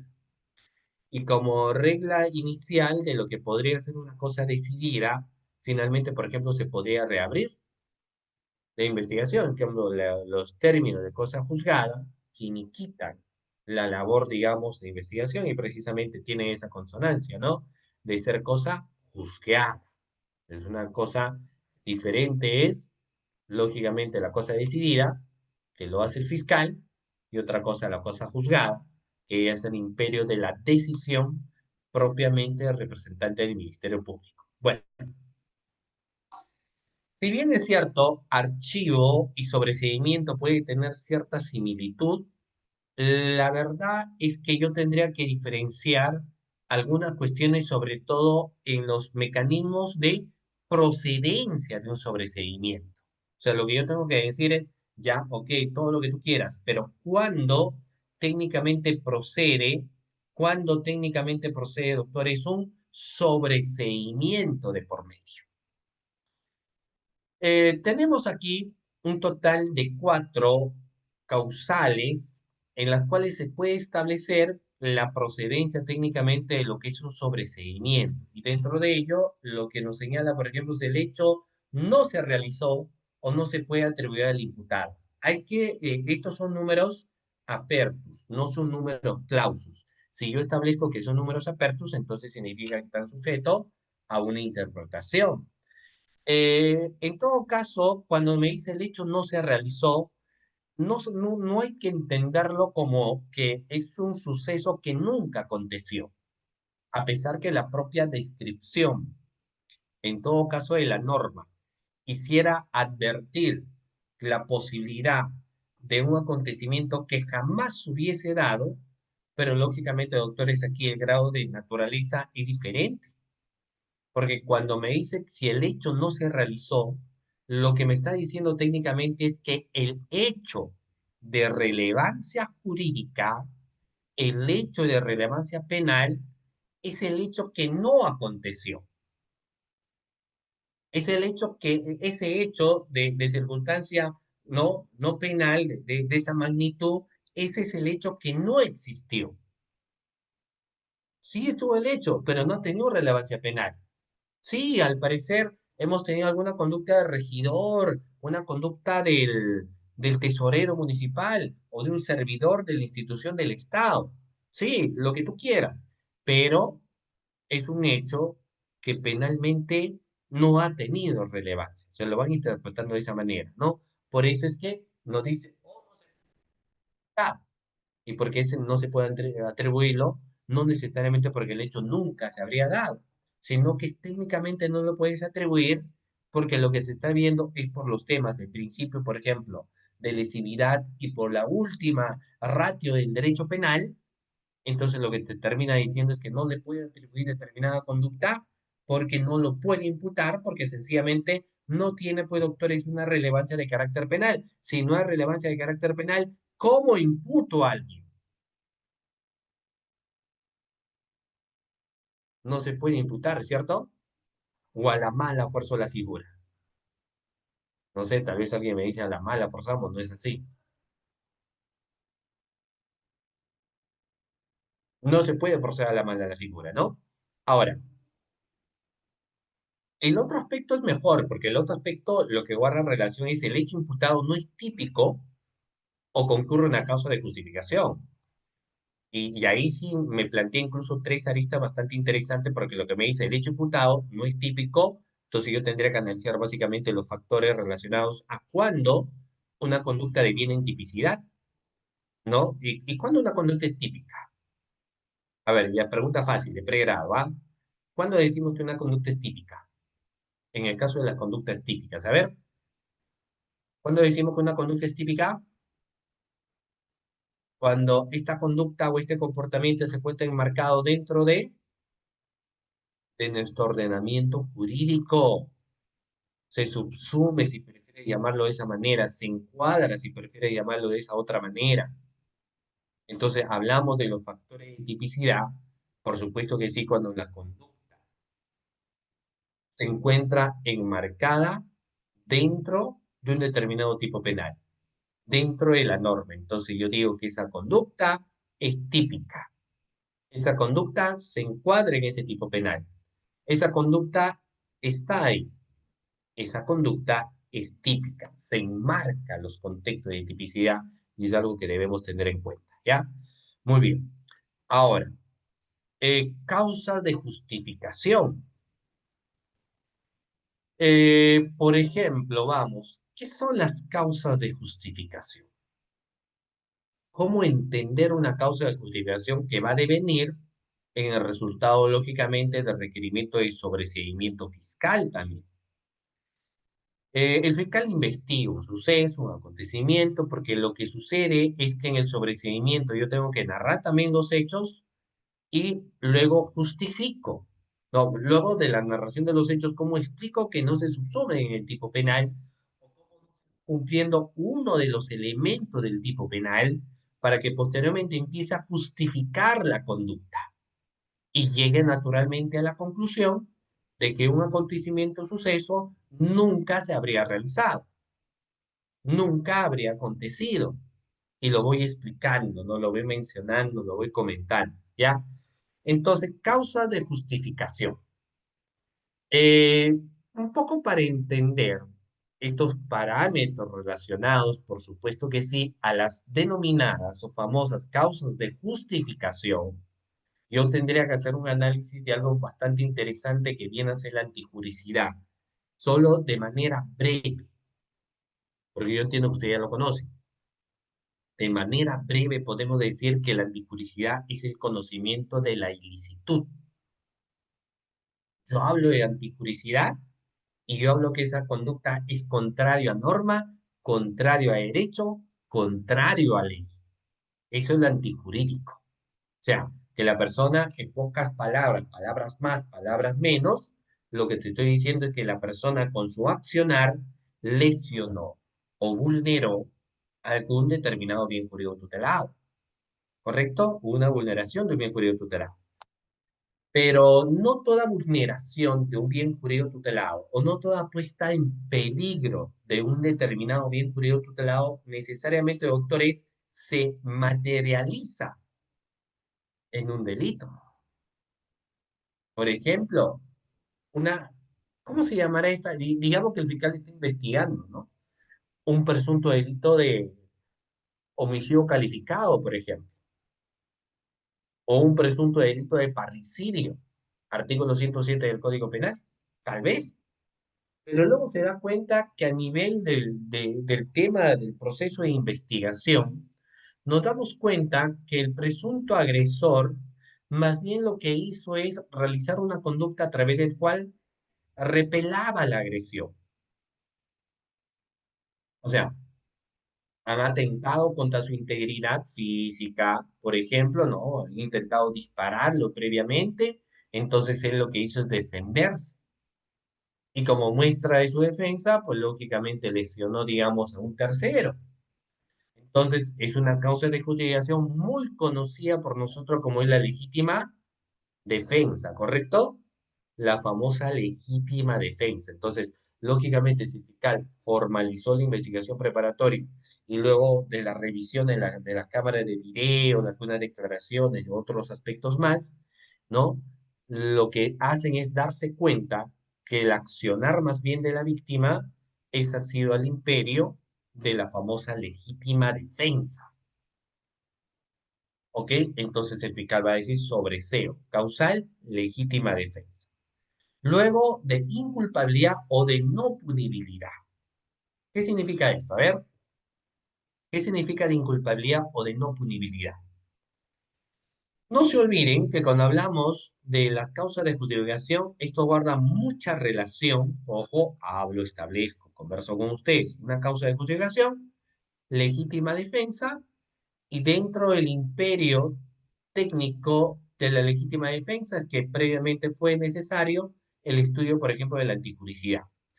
Pero en el caso de la inculpabilidad o de no punibilidad, esto ingresa con el análisis más bien del elemento culpabilidad.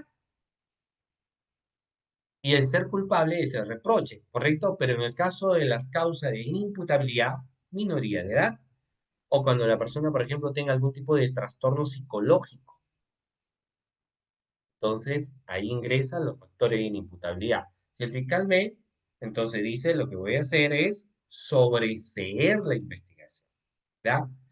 La acción penal se ha extinguido. Este aspecto, doctores, sería lo peor que le podría suceder a un fiscal. O una de las tantas cosas peores que le podría ocurrir, es decir, que la acción penal se logre extinguir. Y uno diría, pero ¿por qué qué tanto problema finalmente si se extinguió o no se extinguió la acción penal? Lo que pasa es que no se trata de ello, que si hay o no hay problema. Lo que se trata es de que uno tiene que ser muy cuidadoso con el marco de mis tiempos procesales, ¿correcto? Y se entiende que en ese cuidado del marco yo debo conocer los plazos ordinarios, plazo extraordinario, la duplicidad, por ejemplo, del plazo en el caso de los delitos de corrupción de funcionarios o delitos de función. Lo técnico es que yo debo conocer todo ello, sin excepción alguna, sin ningún tipo de duda, lo que fuera, yo tengo que conocer ello, doctores, ¿correcto? Entonces, hacemos, nos proyectamos y no nos proyectamos pues a lo que va a ser el marco de temporalidad cuando concluye la primera fase nada más, sino que nos vamos proyectando a lo que finalmente va a ser, por ejemplo, la posibilidad de un juicio oral. Entonces, de todo ese marco de posibilidad es lo que finalmente yo tengo que analizar. Aquí sí, aquí no, ¿ya? ¿Ok? Y yo tengo que ser muy cuidadoso, por eso le digo, dentro de los marcos procesales, ahí técnicamente. ¿Ok?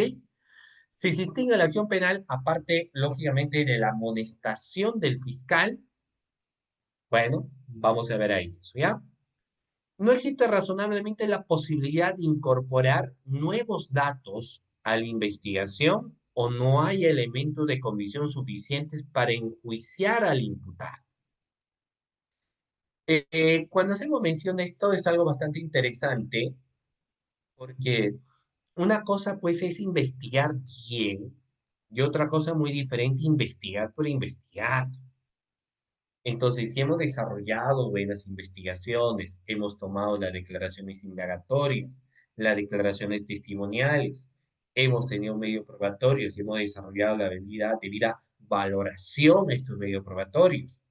O sea, prácticamente hemos realizado todo ello, ¿no? Y nos damos cuenta aquí, doctores, de que por más que hemos investigado lo ello, lo aquello, lo otro, lo esto por acá, lo esto por lo otro lado, entonces no se trata, doctores, sencillamente, y eso hay que decirlo aquí, de decir, por ejemplo, bueno, ya nos investigó, pues, sino, o que ya no había elementos de comisión suficientes. Van a haber elementos de comisión suficientes. Es una de las reglas que en todo caso yo tengo que tener, que está relacionada a investigar bien. Si yo he investigado bien y ahí si yo no he encontrado nada es otra cosa. ¿Sí?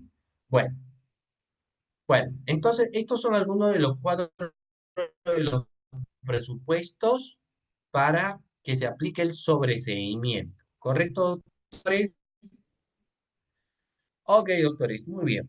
Como estamos hablando ahí, y yo les hablo un poco de las causas de justificación, acá les estoy dejando mi número de WhatsApp, en el caso que ustedes por ahí quieran, ¿no? Ahí ven el número de WhatsApp, que es el 997-588013, 997-588013, en el caso, por ejemplo, ustedes desean la PPT de las causas de justificación. Entiendan también un poco alguna de las reglas de procedencia de cómo es que procedemos de un archivo también. Escriban y material. Bueno, ustedes ven aquí entonces un total de 8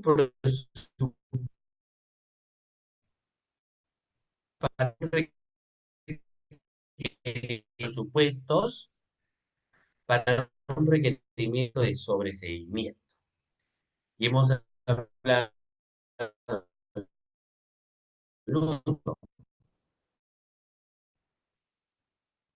que técnicamente se dice hecho no ocurrió, cambio, o sea, no imputable penalmente incluso, algún tipo de relevancia de carácter penal. Por ejemplo, llegar tarde a tu centro de labores, llegar tarde a tu trabajo. ¿Es una falta o no es una falta? A ver, doctores, vamos a ver, llegar tarde a tu centro laboral. ¿Es una falta o no es una falta? Llegar tarde a la chamba. ¿Es una falta? ¿Es una infracción a la norma? Sí. Claro, doctores, porque se tiene que respetar el horario de ingreso, se tiene que respetar el horario de salida, ¿correcto? Entonces, llegar tarde, ¿qué significa? Que si hay una acción, entonces lo vamos a llevar preso, le vamos a llevar a la cárcel, no. porque es una acción, doctores, pero una acción no imputable penalmente. Existen acciones imputables en aspecto penal doloso y no doloso. Acción es atípica, no tipicidad, no se encuadra, pues.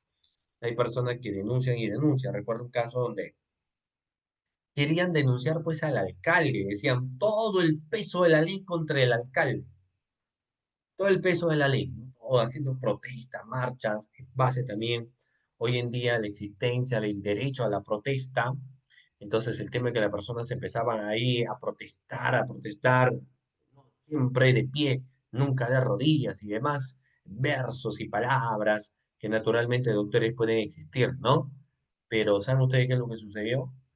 Eh, si por más que la población pueda marchar, ¿correcto? Para que investiguen al alcalde, entonces presentaron su denuncia y dicen, bueno, hay que ver los hechos que le están denunciando.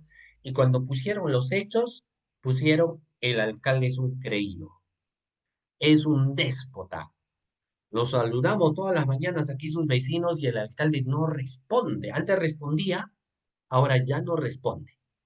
Antes sí que te daban la mano, te abrazaba, mi madre campesina, mi madre trabajadora, etcétera. Entonces, fotos y demás, sonrisas y demás.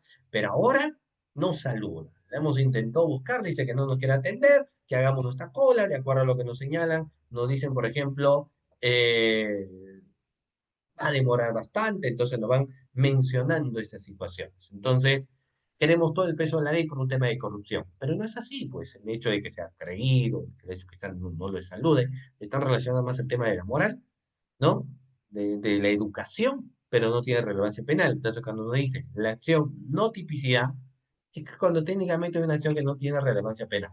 Acción causa de justificación, ya hemos hablado. Existe causa de inculpabilidad, no culpabilidad. Existe causa de no punibilidad, extinción de la pena, imposibilidad de nuevos datos de investigación, que es un factor importante, o elementos de comisión insuficientes. Hemos dicho que precisamente lo que se busca es tener elemento de convicción, pero elemento de convicción suficientes, ¿ya? Muy bien. Ahora, ¿qué creen ustedes que sucede con el sobreseimiento? Porque en la más de las veces ustedes técnicamente sí saben lo que pasa con la acusación, ¿no? Pero la acusación, lógicamente, la contraparte siempre se opone. Plazo de 10 días a los sujetos procesales para que hagan y realicen una observación a la acusación. Pero vayamos acá, si a un sobreseimiento, con todo lo que anteriormente se señalaba, uno podría oponerse, ¿cierto?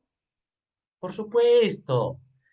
De hecho, doctores, existen muchas personas que se oponen al requerimiento de sobreseimiento. Dicen, no estoy de acuerdo de ninguna manera en que se haya sobreseído la investigación. ¿Qué tal raza?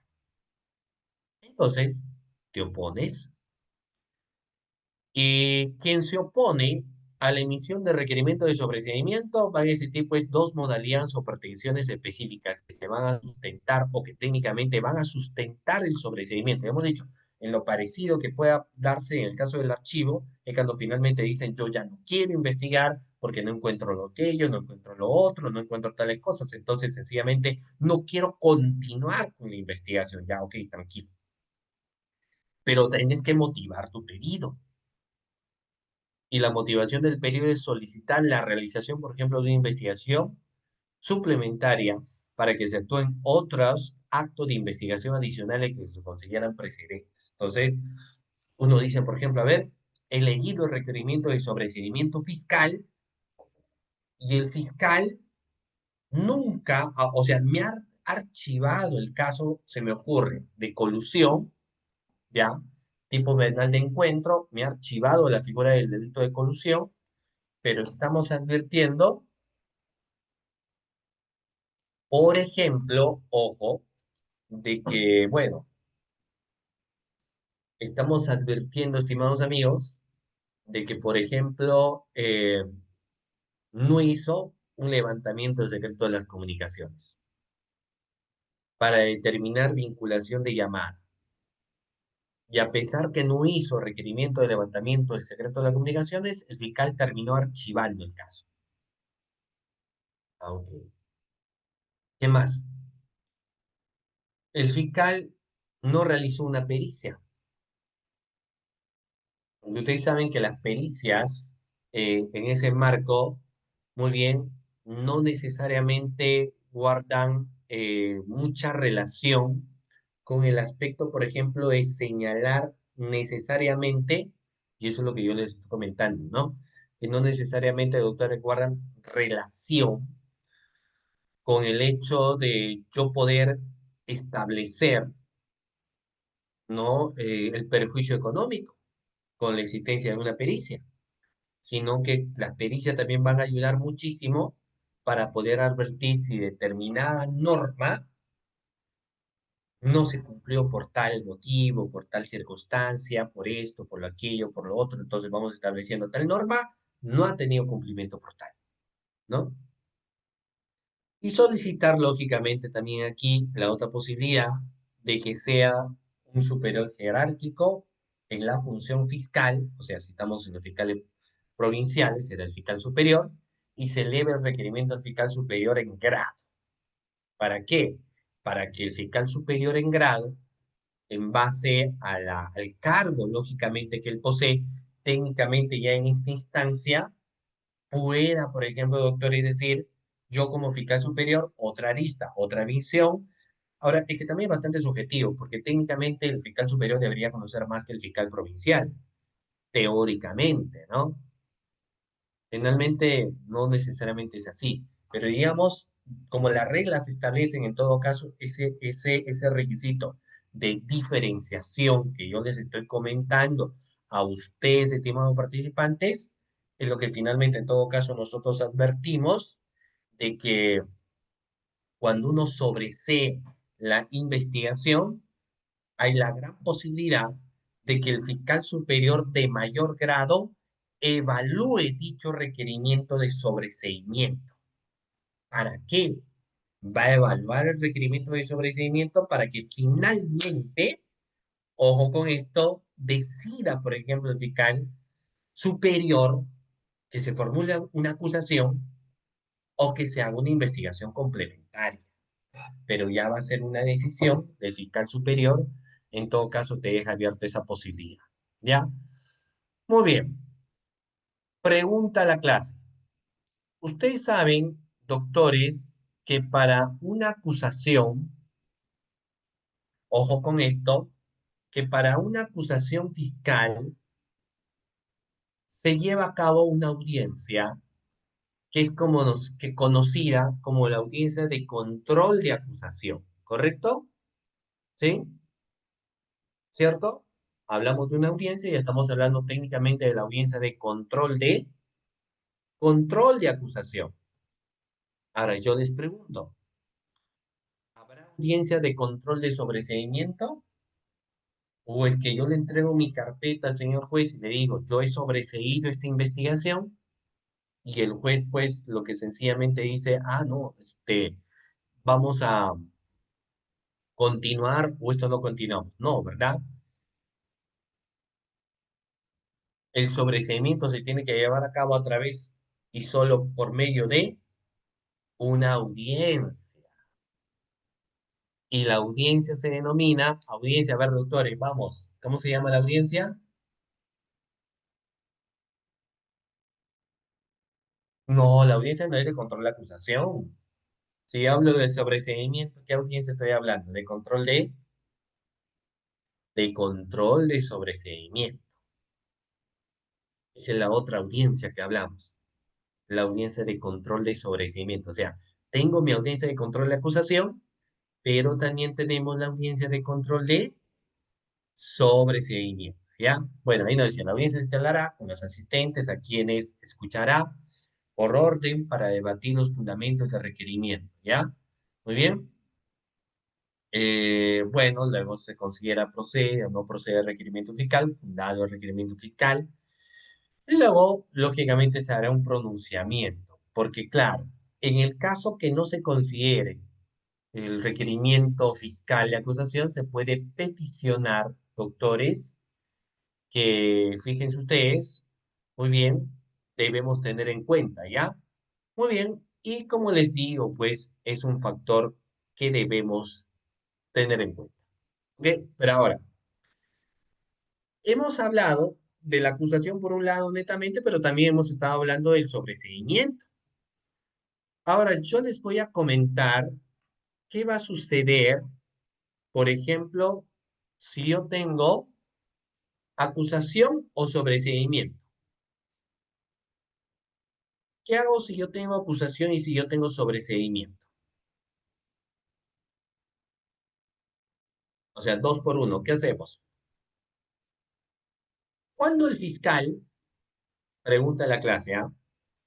Cuando el fiscal decide hacer un requerimiento denominado requerimiento mixto, que contiene la acusación, que es lo que hemos estado hablando, pero que también contiene el sobreseimiento.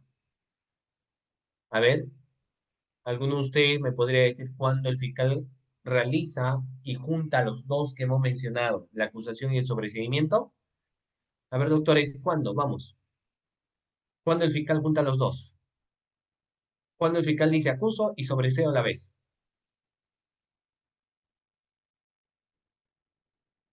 A ver, voy leyéndolos, ¿ah?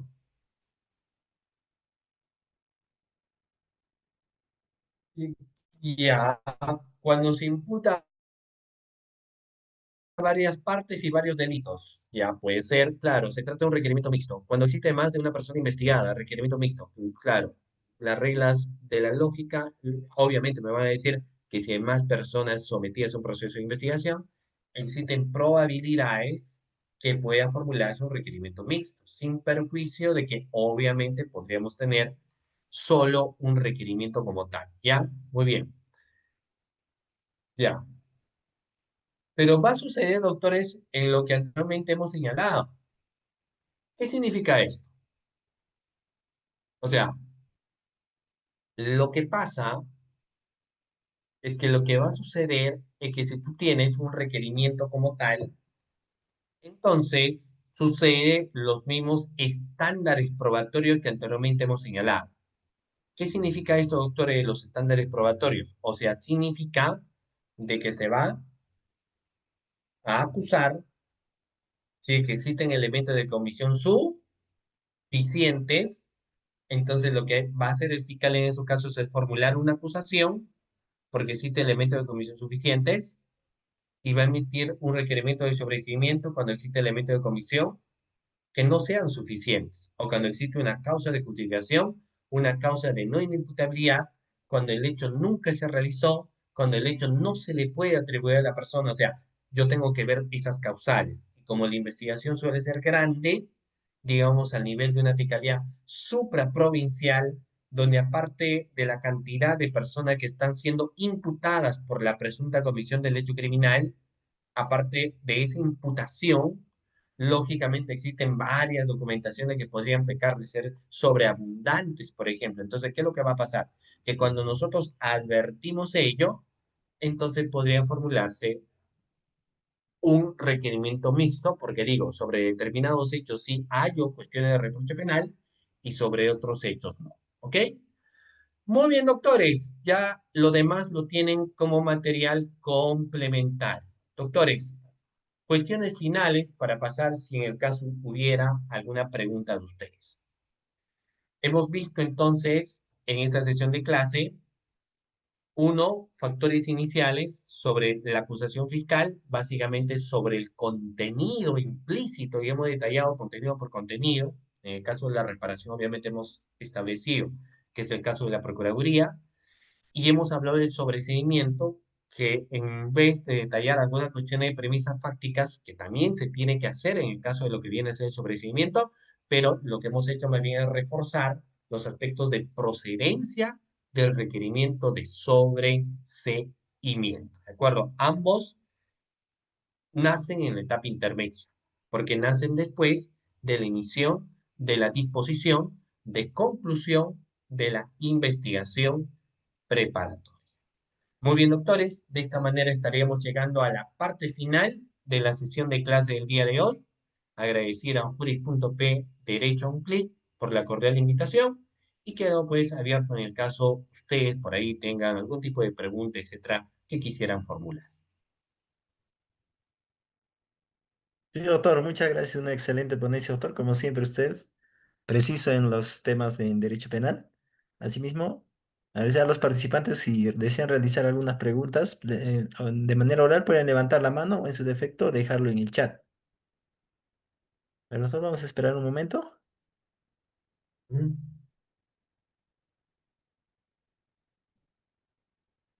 Sí, doctor, no tenemos más. Ahí tenemos una mano levantada, doctor, para que realice. A ver, le voy a dar pase. Mm. Sí, ya puede hablar, colega Nicolás. Gracias, profesor. Buenas noches. Felicitaciones por la ponencia. Una pregunta. Hay Sí. personas que piensan que no es estratégico el pedirle al fiscal que subsane las observaciones, porque Mm. consideran de que es más útil ir con un fiscal con una acusación defectuosa y pues, augura más éxito en el juicio oral.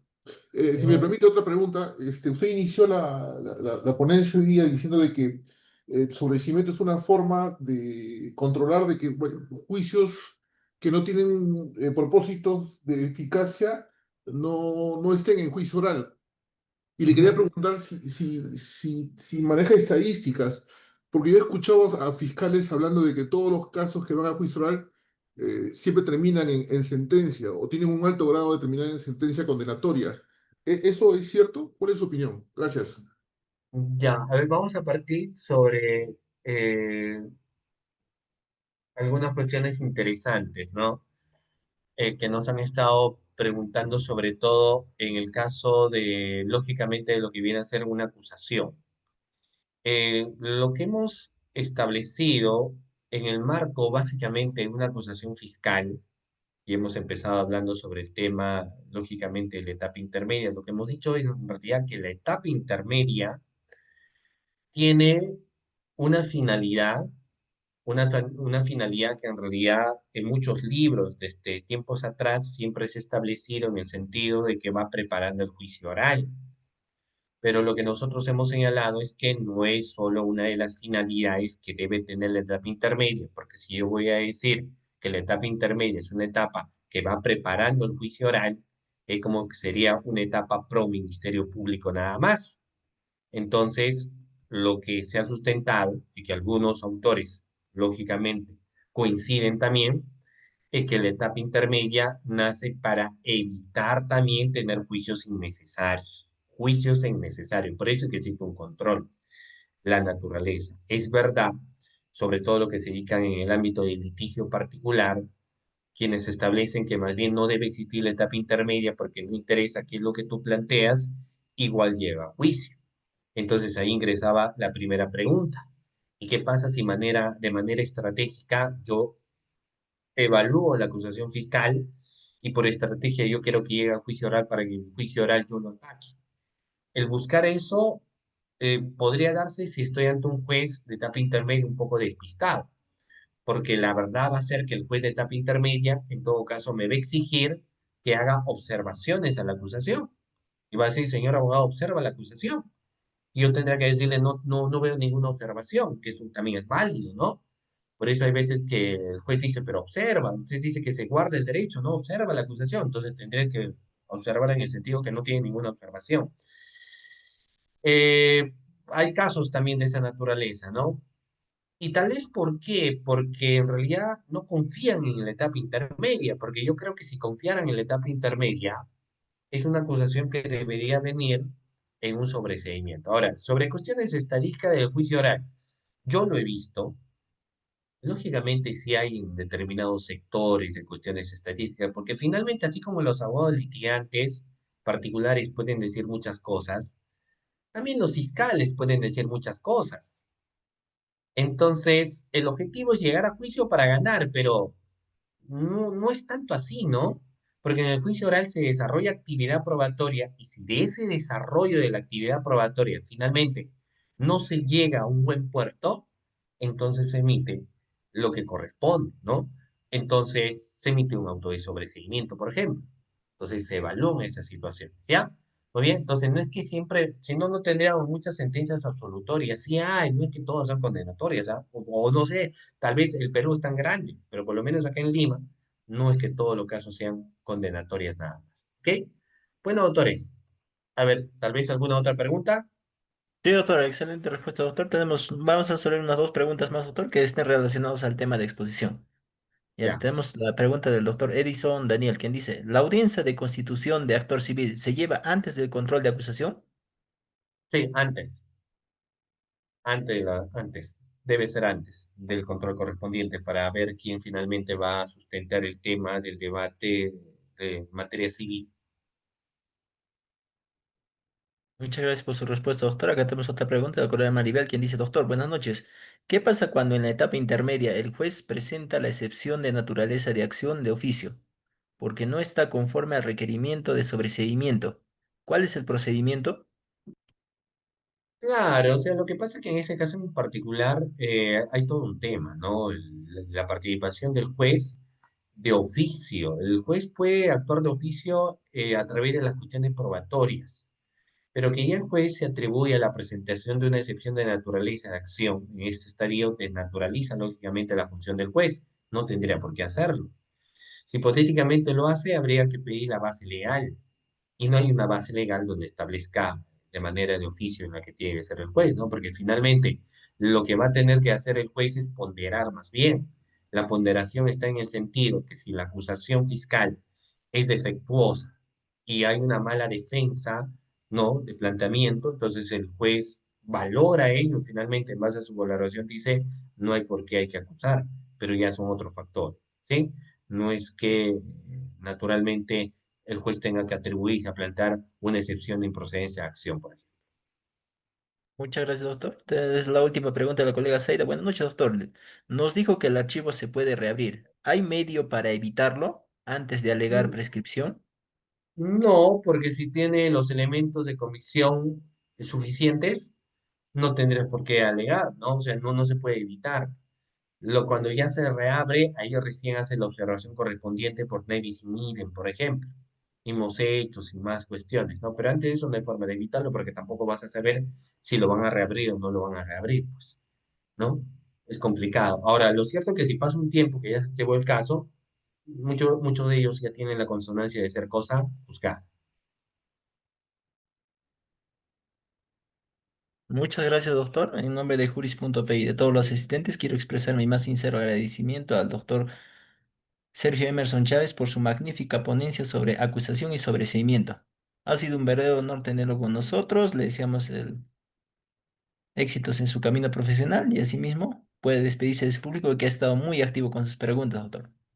Muchas gracias, en realidad, Juris.p. Después de tiempo que estamos teniendo una clase acá en estas horas de los sábados, ¿no? Me encuentro en Moyobamba, hemos tenido un evento académico el día de hoy, pero vamos a tener una clase en la cual vamos a estar de manera presencial con ustedes. Hoy hemos tenido a través de Zoom, pero ya regresando vamos a estar de manera presencial. Muchas gracias a ustedes. Ah, ya les he dejado, en todo caso, les vuelvo a dejar el número de WhatsApp en el caso quieran los materiales que les prometí, ¿ya? 997-588013.